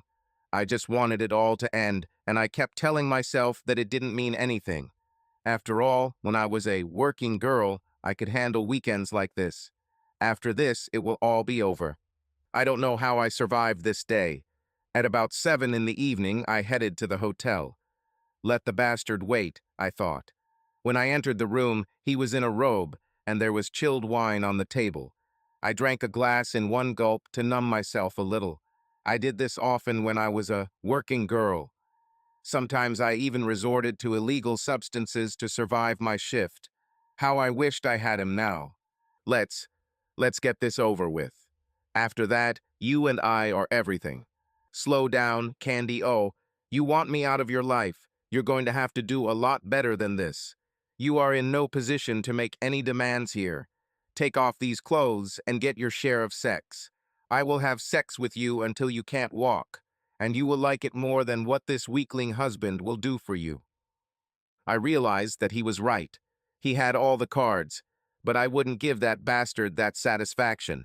He was going to get what he wanted, but on my terms, not his. Basically, he'd be a damn cold fish. I wasn't even going to give this guy the idea that I was enjoying it. When I took off my clothes, I started shaking. God, no, this bastard spiked the wine. That was my last conscious thought before everything went dark and the nightmare began. Everything was very fuzzy. I was in a dreamlike state and continued to moan Nikki's name. Images of our honeymoon kept flashing through my head. Nikki and I were by the fire. He and I connected sexually. We simply kissed and held each other until our passion reached a level where we both felt an urgent need for release. Nikki moved quickly and passionately, and soon we both felt incredible pleasure. At that moment, time seemed to stop, leaving us completely immersed in feelings, and then everything seemed to go dark. When I opened my eyes, soft light was filtering through the curtains of the hotel room. I lay on the bed, feeling tired and strangely empty. The headache weighed on me like a heavy mountain, and I felt weak throughout my body. There was a subtle smell of last night in the air, and I was barely aware of what was happening. My God, what the hell happened? Guy left, and I was left alone. Why couldn't I remember anything? I panicked. Then I saw a note on the nightstand. The envelope contained several copies of the photographs Guy had shown me at Crooner's, which foolishly made me think I was done with it. Hey, bitch. Last night the guys and I had a blast, and you seemed to like it too. I think you'll want to do this again very soon. Guys, as in the case of several men, everything began to become clearer. I sat on the edge of the bed, feeling physically and emotionally beaten. My head was pounding. I took a shower and went home, secluded myself in my bedroom, curled up and scared, not knowing what to do. Another panic made me shake myself. I forgot to check my mobile phone. Nicky always called me several times while he was on the road. There were several missed calls and messages from him, indicating that he was worried that I had not called him back. I immediately called him and told him that I had to work all night to finish a big project. This was not unusual, although it did not happen often. I apologized for turning off my phone. Nicky accepted this easily because he never had any reason to doubt me. After lying in bed all weekend and eating almost nothing, I wasn't in very good shape on Monday morning. But I got to work and threw myself into the project. At least I was satisfied that all this was behind me. Nicky came back on Monday night, and when I got home he had just finished cooking us a nice dinner. It felt so good to be home, safe in his arms. Nicky wanted to make love. After dinner, he took me to the couch and started kissing my neck and running his hands through my hair. I wanted so desperately to be with Nicky that night. But knowing that several guys were probably having sex with me on Friday, I was very afraid that I would give Nicky an STD. For the first time in our family life, I pulled away from him. He sensed something was wrong, but I was able to convince him that I still had remnants of the bug I was struggling with when he left on Friday. The next shock wave came on Wednesday. Another special delivery envelope arrived at work. A sickening feeling ran through my stomach. This time, it was not the 19-year-old me in the photographs. These were pictures of what must have happened on Friday night after I passed out. The horror of what he saw caused a new panic attack. There were many people in the room, and everything happened in different circumstances. Some actions happened simultaneously. The note in the envelope made it clear that the problem was far from being resolved. Now you belong to me. You will take Friday off and arrive at the same hotel in the same room by 10 a.m. This time we will be alone. It was a difficult period that left its traces. That Friday, the meeting lasted what seemed like an entire day. It was accompanied by tension, and in order to cope with the situation, it was necessary to use additional resources. In the following weeks, meetings became regular and took place once a week. Over time, it became more difficult to concentrate on work, and my health worsened, which is why I had to take sick leave more often. You might be wondering how I dealt with this problem at home. I essentially moved away from Nicky. At first, it was just a cover. I was completely and utterly disgusted with myself and embarrassed. I was afraid that if I tried to act normal with Nicky, I would miss something. I tried to convince myself that guys' blackmail would eventually stop, and Nicky would chalk it up to nothing more than a midlife crisis. But as time went on, illegal substances and sex changed me. Slowly, I felt my demons rise and take over. When this happened, I was genuinely rude to Nicky, staying late and refusing to sleep with him, or even eat with him for that matter. He tried to confront me a couple of times, but when I got harsh with him, he backed down and left me alone. I knew this would happen, so I took a noncommittal approach. About 3 weeks into this, Guy brought another man with him to the hotel, a big black guy who turned out to be a real gentleman. Guy left me alone with him. Later, I found out that Guy began to pimp me, but something strange happened when I first met this new man. After drinking and using illegal substances, I felt a strange attraction to him. I was falling back into my sex addiction. I understood this, and I was torn, as if I were schizophrenic, between trying to stop and wanting to give in. This new man was incredibly tender and caring, treating me as if I were his girlfriend. Our meetings had been going on for several weeks, and this time I allowed myself to forget about everything, including Nicky. Under the influence of emotion and intimacy, I was completely immersed into what was happening.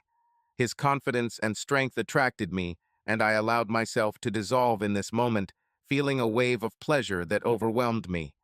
Over time, these moments were repeated, each time awakening new sensations in me. I started missing work and moving further and further away from Nika. Without thinking twice, I exhausted all my sick days. I started missing work without even calling. Finally, after several warnings, I was fired. I never told Nick about this. Nicky knew something was very wrong and begged me to go to the doctor. Of course, I lied, which is another thing I've never done with him before, and said that I had been to the doctor who told me I was probably going through menopause. Nicky didn't push until it all came out one night. By then, there was no doubt that Nicky knew something was going on with me. My appearance and mental state should have given me away. There were frequent absences at night and hangovers in the morning, but Nicky just hoped that I would come to my senses. The night it all fell apart, I was in the lounge of the Garden of Eden Hotel, waiting for Guy to bring in my next client. That evening, I was pretty drunk. Candace, what the hell? I turned from the bar and saw Nicky. You need to leave. This is what I have to do. Leave before you get hurt. The hell with it. What the hell is going on? I knew there was something wrong with you, but this is just fucking awful.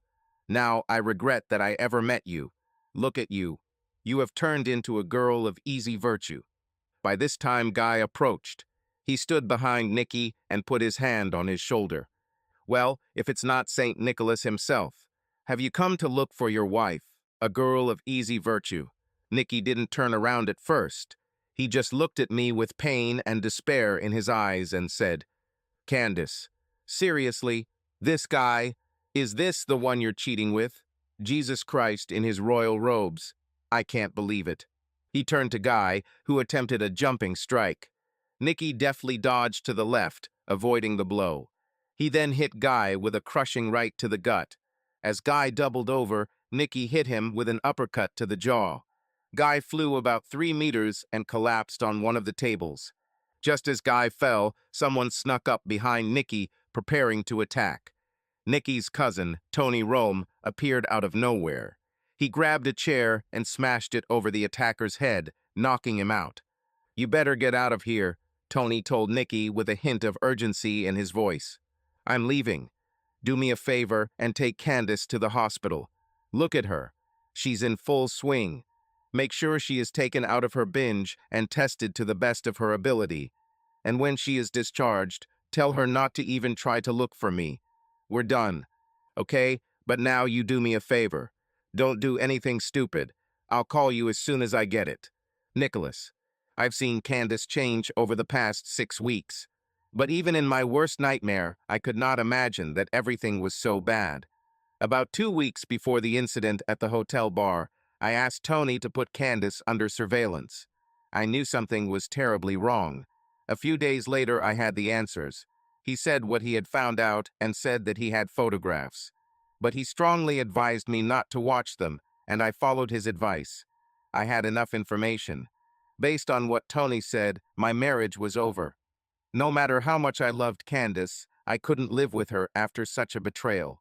I was stunned and confused. It was as if someone had flipped a switch, and in a short time, Candace's entire life changed. She became a completely different person before my eyes. I didn't know her anymore. We haven't made love for almost 2 months. She treated me horribly and was almost never home. When I tried to figure out what was going on, she always had an excuse. She said that she was going through difficulties and needed space to sort herself out. Heartbroken and knowing how difficult it would be, I decided I needed to leave. This was one of my weaknesses. I preferred to leave rather than solve a problem if I knew it was impossible to deal with. Over the years, the New Amsterdam Federals offered me a minor league coaching job. After I received the report from Tony 2 weeks before the incident at the bar, I began to make plans. My college contract was up in October, so leaving for a new life in a new city was easy. I contacted Beatrice Ocean, the owner of Federals, and arranged for 2 jobs. The first started immediately. I would work as a coach and scout in a winter league in the Dominican Republic. Then, in early spring, I would head to Florida for spring training with their ALA club, the San Antonio Tenidos, remaining with them as manager. I had enough savings to start a new life. But before doing anything, I decided to give our marriage another chance. That's why I decided to meet Candace again at the bar. At that time, Tony was constantly following Candace. He knew she would be at the bar that night, and as I suspected, Candace was in a sorry state. Tony said that Candace lost her job and is essentially working as a prostitute for Guy Gisborne, the scoundrel from her office. I couldn't believe it until I saw it with my own eyes. I remembered Guy flirting with Candace at the company Christmas party last year. I almost hit him then, thinking he was hitting on her, but he seemed to back off. Either way, you already know how the scene at the bar unfolded. After that, I realized what I needed to do. I finalized my plans to leave town and start working at the Federals, hoping to leave no trace that Candace could use to find me when she came to her senses and realized what she had done. That night, after the bar scene, I packed my bags, made final preparations, and booked an early morning flight to the Dominican Republic. I left Candace a letter. Dear Candace, I don't know if you can ever understand how difficult it is for me to write this letter. You should have realized that sooner or later I would react to your behavior by running away from it. After I met you at the bar, I knew our marriage was over and there was no going back. And I can't go through the pain of trying to figure out the truth again. Almost 24 years of what I thought was a perfect marriage came crashing down overnight. So it's time for me to leave. I don't want to face reproaches, revenge, divorce proceedings, division of property, and all that now has to happen. That's why I agreed with our lawyer, Miguel Santos, to keep things simple for you.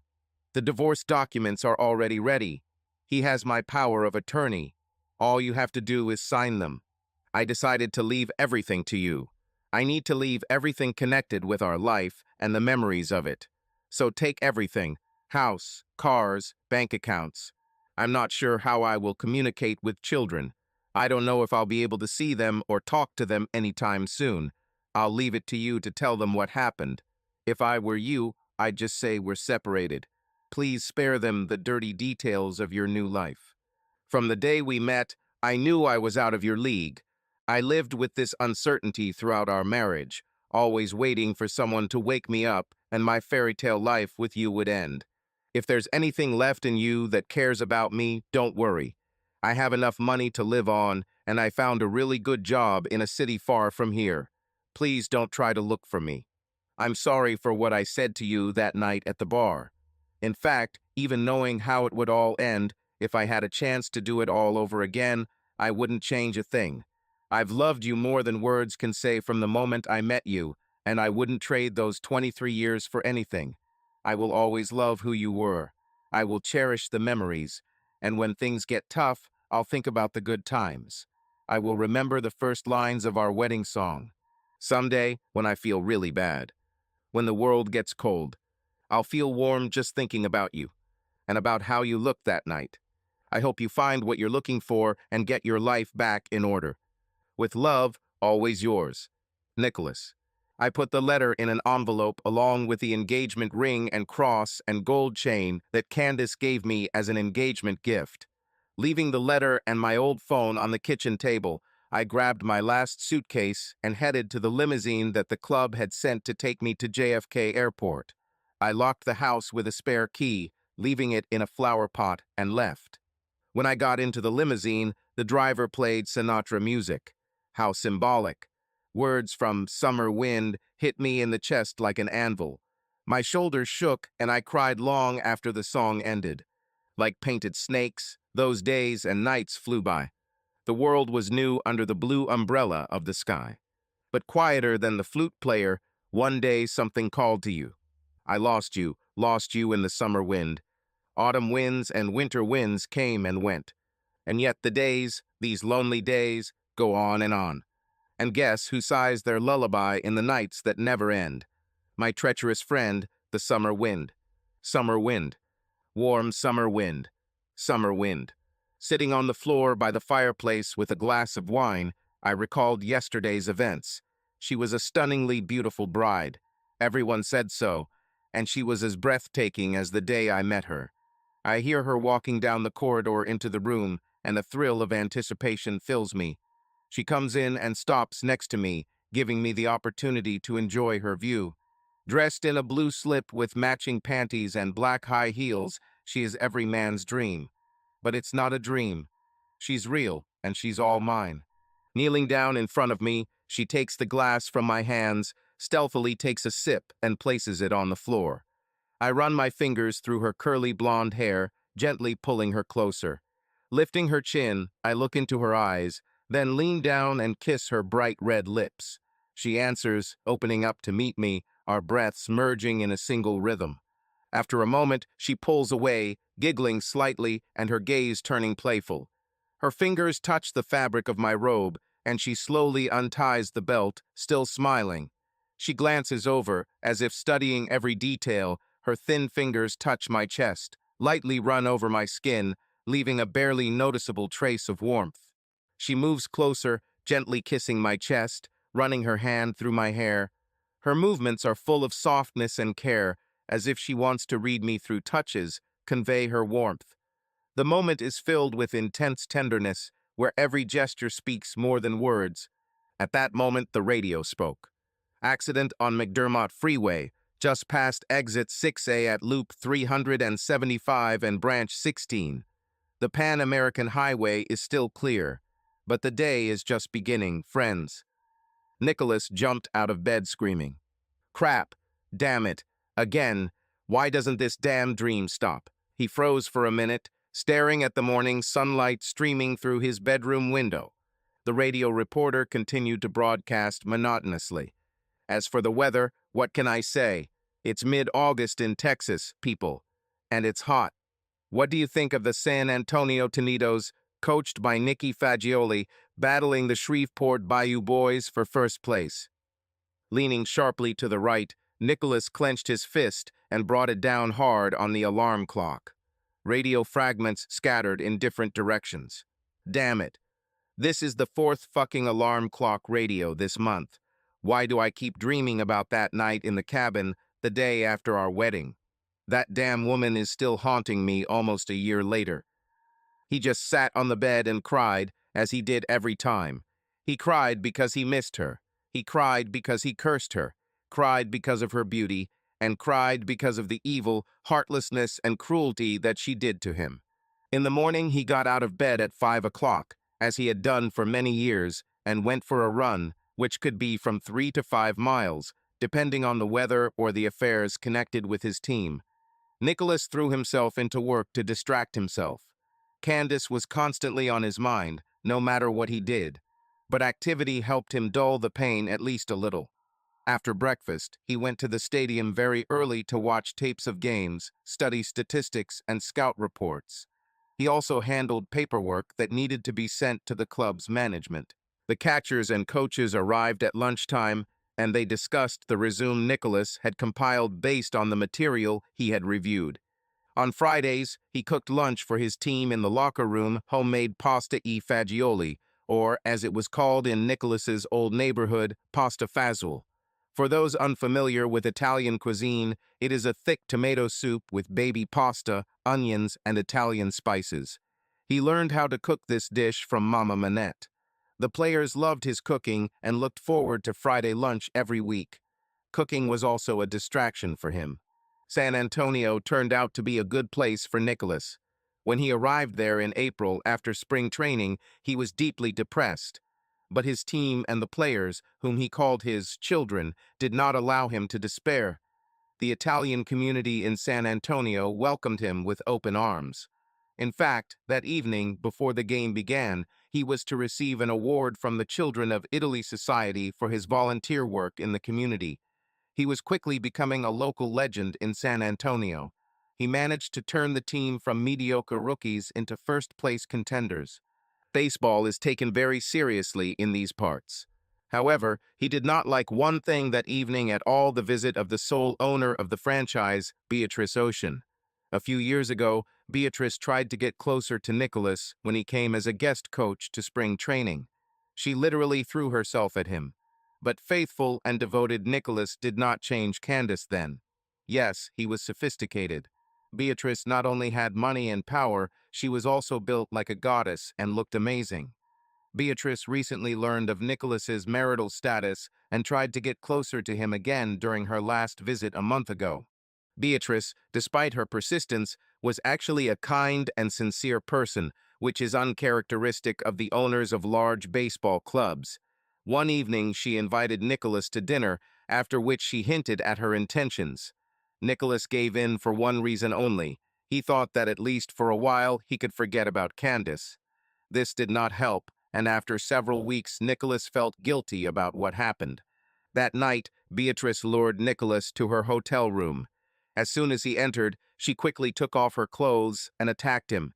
He had no chance to resist. Nicholas craved intimacy, but his desire was directed only at Candace. He mentally associated her every movement with memories of his wife. Beatrice had her way with Nicholas, establishing her advantage in their relationship. She hugged him, feeling his strength and warmth.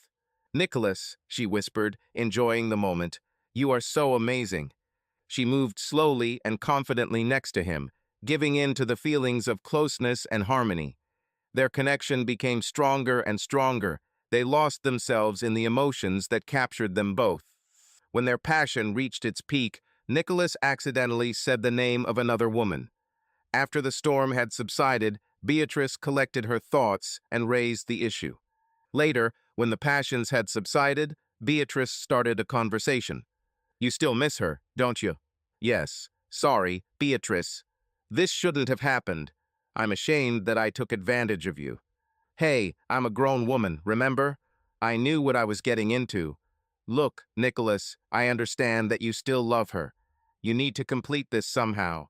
Have you thought about going there and talking to her? I just can't, Beatrice.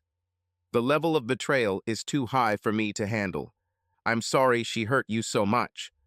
You're a good person, Nicholas. You don't deserve this. But have you ever thought that there might be some logical explanation behind all this? With a feeling of anxiety, Nick jumped out of bed and quickly got dressed. I apologize again, Beatrice. Thanks for dinner. I'll think about what you suggested. On the evening of the awards ceremony, Beatrice headed to the clubhouse, while the team warmed up and Nicholas finalized the lineup. She entered his office without knocking. Beatrice, always glad to see you. Don't worry, Nick.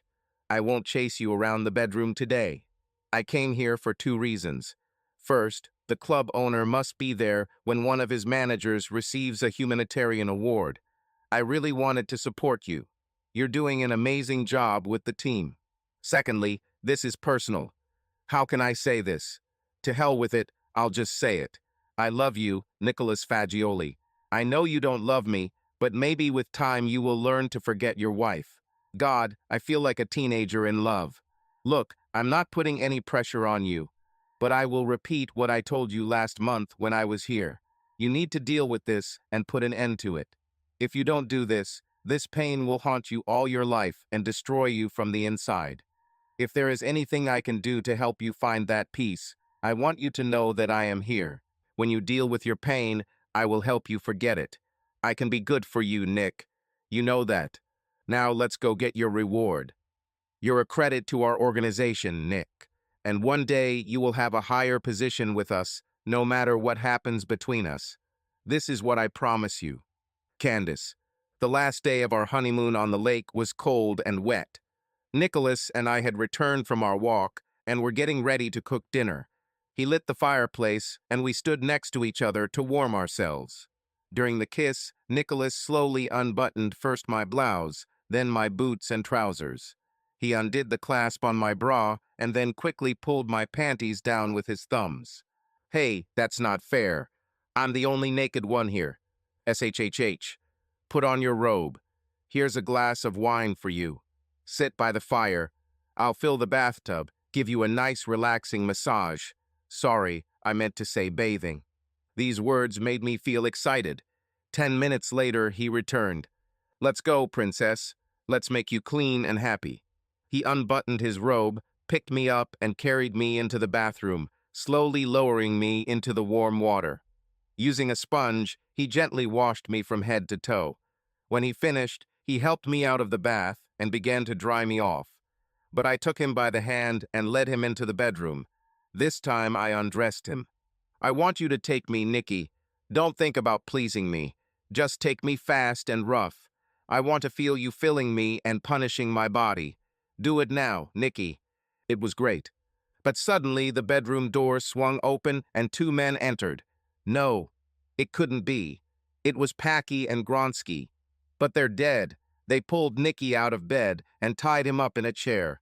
Cordo and Guy of Gisborne entered the room, their gazes full of determination.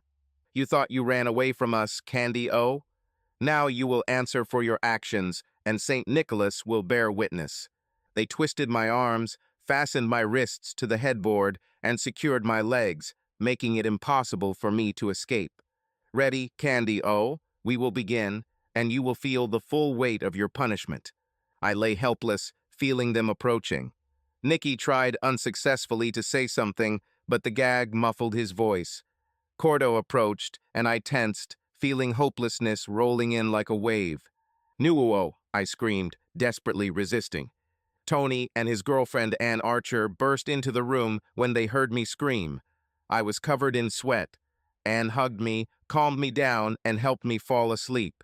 It was the same nightmare over and over again, something that the doctors were never able to overcome. The night Nicholas ran into me at the bar, I was so drunk that I barely remember anything. Fragments of memories, his eyes full of pain, his voice full of anger and despair intersected in my memory like a black and white film that I could not stop. Tony later told me everything when I was sober. Thank God he pulled me out of that bar because I don't know how it would have ended. I spent 3 long days in the hospital. The doctors were calm, but their looks spoke more than words. 2 different STDs. God, how low I have fallen. At some point, I even wanted to close my eyes and never open them again. But then I saw Tony sitting by my bed, his hands shaking as he held my hand. He was saying something. His voice was soft, almost pleading. In those moments, it seemed to me that someone still believed in me. After I was discharged, Tony insisted that I stay with him and Anne. Their house seemed bright and cozy, but I felt like a stranger, as if this comfort was not for me. However, they were kind to me, patient, as if they understood that I was not yet ready to return to my old life. Talking to them, especially Anne, helped me understand a lot of things. One day she said, "Everyone makes mistakes, but it's what you do after them that matters." Her words sounded simple, but they were so powerful that I felt a tiny flame of hope begin to light up inside me. I again turned to a psychologist for help. This time I was ready to work on myself. Over the next months, I managed to get my problems under control. The recurring nightmare began to go away, leaving behind only an emptiness in my heart and a loneliness that did not leave me for a minute. While I was in the hospital, Tony drove to my house to pick up clothes and personal items for me. When he returned, he silently handed me a small envelope, a wedding ring, and a cross. "This is from Nicholas," he said, lowering his eyes.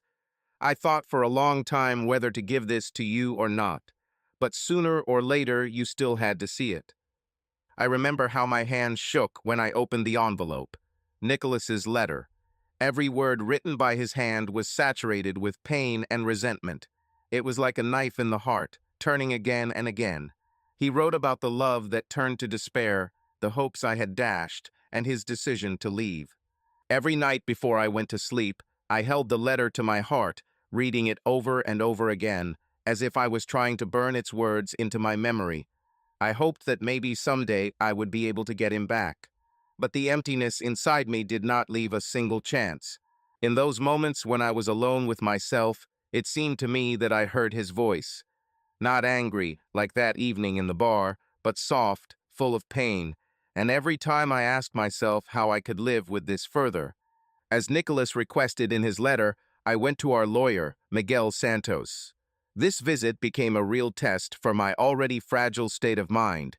I understood that I would be faced with a harsh reality, but I still hoped to hear at least something that could cling to the last vestiges of hope.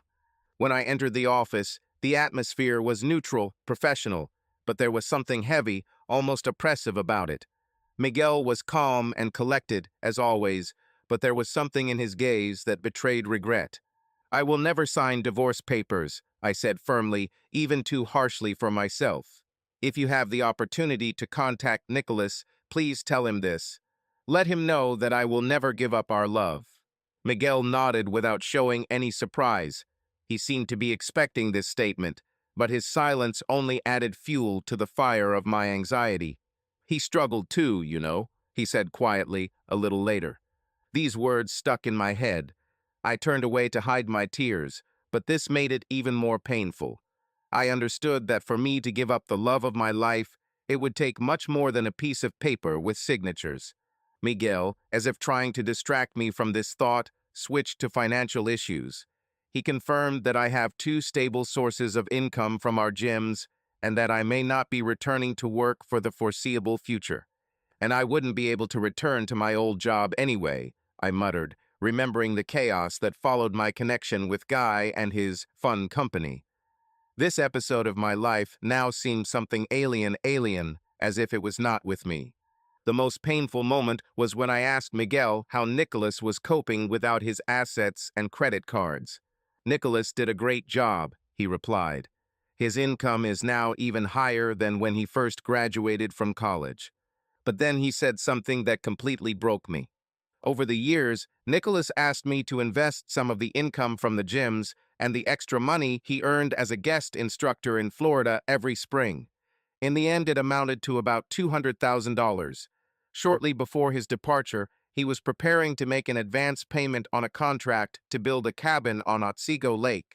It was supposed to be a gift for your 25th wedding anniversary. These words seemed to echo in my head over and over again. A house. For us. On Lake Otsego. Nicholas built it for me, for us, for our future. I tried to comprehend what I heard, but instead I felt how the walls of the office began to press on me, how the air became heavy and sticky. I closed my eyes to resist the overwhelming urge to scream. Pictures from the past began to flash before our eyes. Our joint trips to nature, those moments when we were carefree and happy. I couldn't believe I let myself ruin it all. How could I lose this? Why did I so persistently push away a man who was ready to do anything for me? Tears ran down my cheeks, and I didn't even try to stop them. "Forgive me," I whispered, not knowing whether I was addressing Miguel, Nicholas himself, or myself. Miguel was silent, giving me time. There was more support in his silence than I could have gotten from words. At that moment, I realized one thing: I had to fight. Not for our finances or the appearance of family well-being, but for that love that was stronger than anything in the world. Nicholas deserved better. We deserved better. A few weeks after leaving the hospital, I was well enough to return home.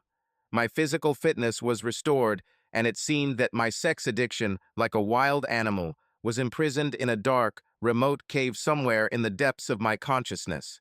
But now, left alone, I felt the weight of another pain emotional. Life without Nicholas was like living in a black and white world. She has lost her colors, she has lost her meaning. His absence was unbearable. I tried to distract myself with household chores, reading, and rare meetings with friends, but all this did not help to drown out disturbing thoughts. Where is he now? Does he miss me as much as I miss him? Does he think about me? Will he ever be able to return home? These questions rang like a dull echo in my head as the days dragged on one after another. One of the few pieces of good news came from Tony, a friend of mine who worked at the local police station. His acquaintance, Lieutenant Santini, was able to get Guy arrested. It turned out that this man had long been wanted in Chicago for extortion. After his arrest, he was extradited there and is now serving a long sentence in prison. This news brought some relief, but it was like a small patch in a huge hole in my life. In September and October, I tried to focus on preparing for Faith's wedding. We spent a lot of time together, choosing a dress, thinking through the design, making a guest list. One day, over a cup of coffee, she admitted to me that her father calls her every couple of weeks, but probably won't show up for the celebration. She tried to remain indifferent, but in her eyes I saw how it hurt her. Her frankness made me think that maybe I should let Nicholas go too. If he doesn't come back in time for the wedding, maybe it's time to sign the divorce papers. Maybe it would be an act of love to give him the freedom he so desperately asked for. It was during this period, at the end of September, that I received an unexpected and strange call. On the other end of the line was Beatrice Ocean, owner of the Federals baseball team, where our son Mickey now played. Her call took me by surprise.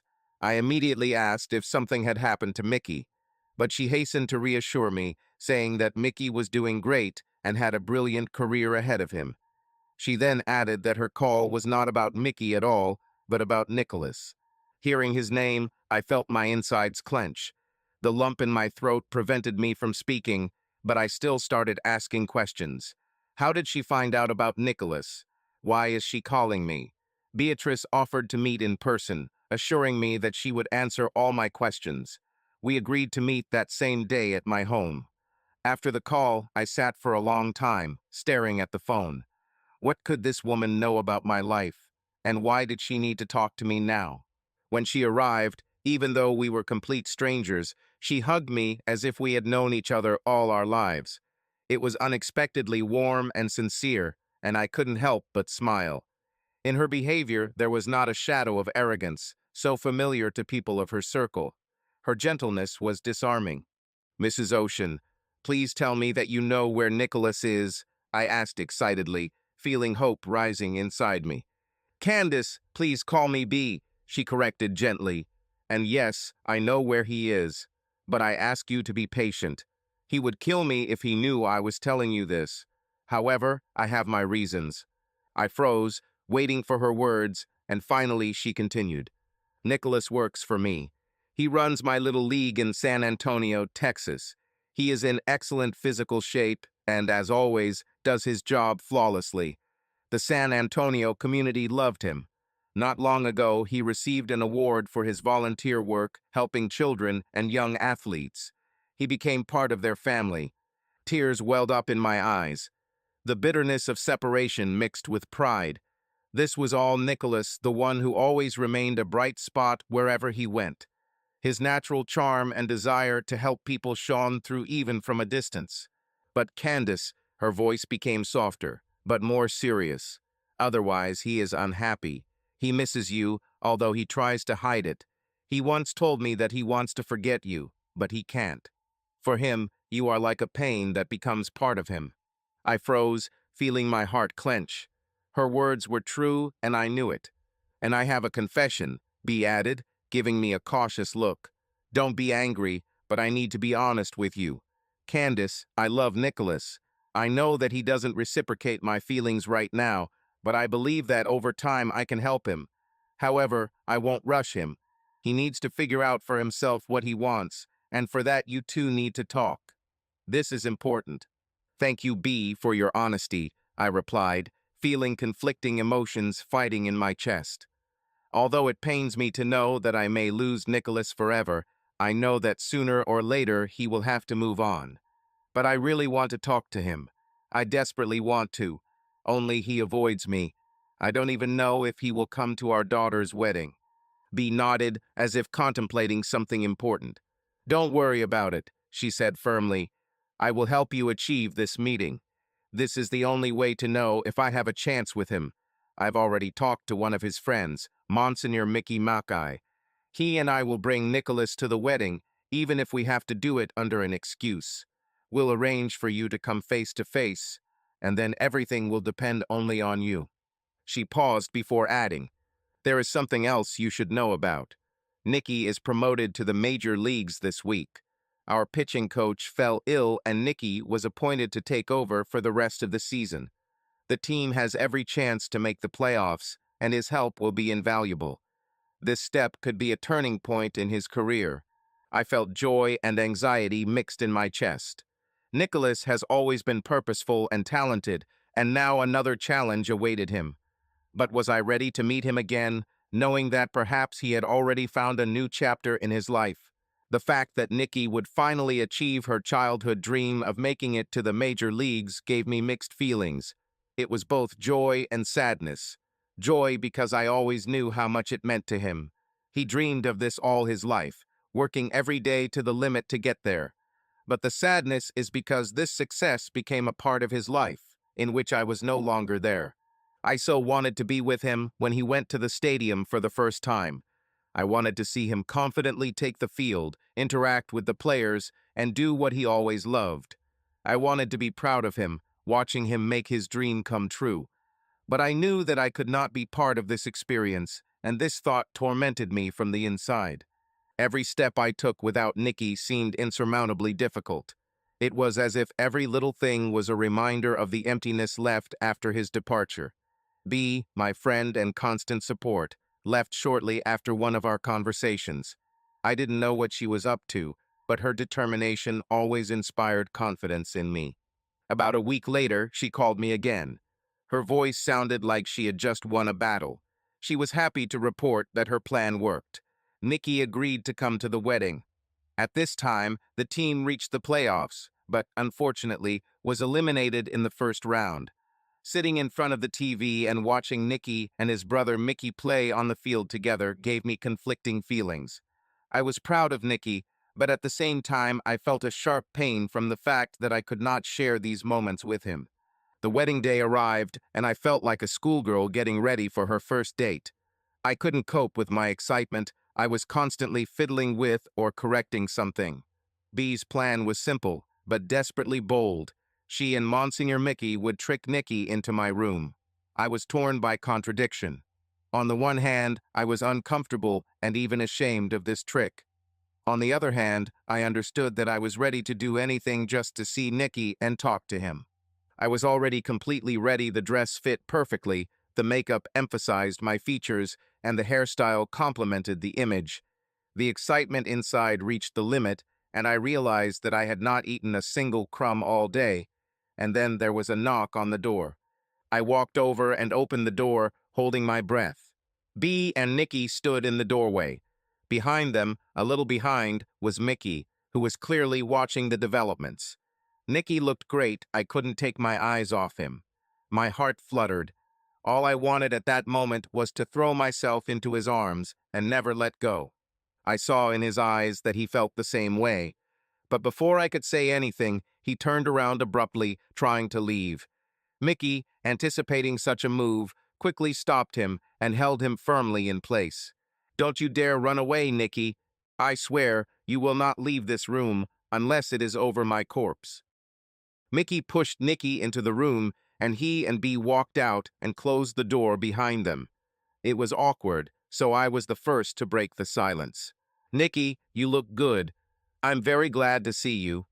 How are you? You're probably thrilled to be in the big leagues with Mickey." "You look good too, Candace. Too good. I think you know how I feel. Yes, it was amazing to get to the feds, but without you it was empty." Nikki looked very worried and at one point walked towards the door. "Nikki, please don't go, please. I know you hate me and don't want to be here. But for the sake of all the years we spent together, could you give me just a few minutes?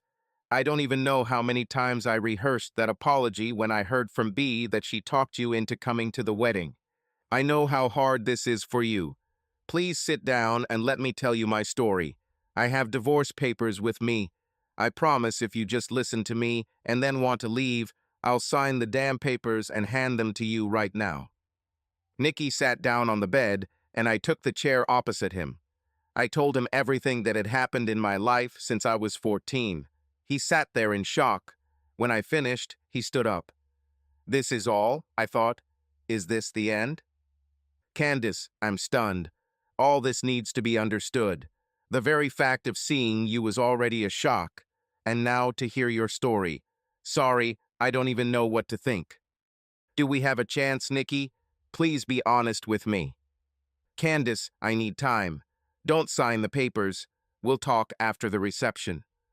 With these words, he stood up, kissed me on the cheek, and left. I was able to hold on for the sake of our daughter. The wedding was incredibly beautiful. Faith was so happy that her father walked her down the aisle. Both Faith and our son Mickey hoped that we could make peace. But at the reception, Nicky seemed a little cold and distant, as if he was in his own world. As the ceremony and keynote speeches at the reception ended, Faith noticed her father approach the DJ. The music stopped, and the DJ made an announcement. "Ladies and gentlemen, I have a special announcement at this moment. I bet you didn't know that today is the bride's parents' 25th wedding anniversary. Let's see if we can get them on the dance floor." I heard the first lines of the song. "Someday, when I'm awfully low." Nicky started walking towards my table. I trembled. As he came closer, he extended his hand. I took it, and he said, "Hi, I'm Nicholas. How about I take you for ice cream after this dance?" I jumped into his arms. We danced, and everything was as it should be. I pressed my head against his shoulder and chest, holding on tight, not wanting to let go. I knew then that we would be together forever. "Yes, you're lovely, never, ever change. Keep that breathless charm. Won't you please arrange it? 'Cause I love you, just the way you look tonight. Subscribe to our channel so that your love doesn't cheat on you, and go ahead and listen to the next story, because this story is nothing compared to the next one. If you're under 18, don't even think click to the next one.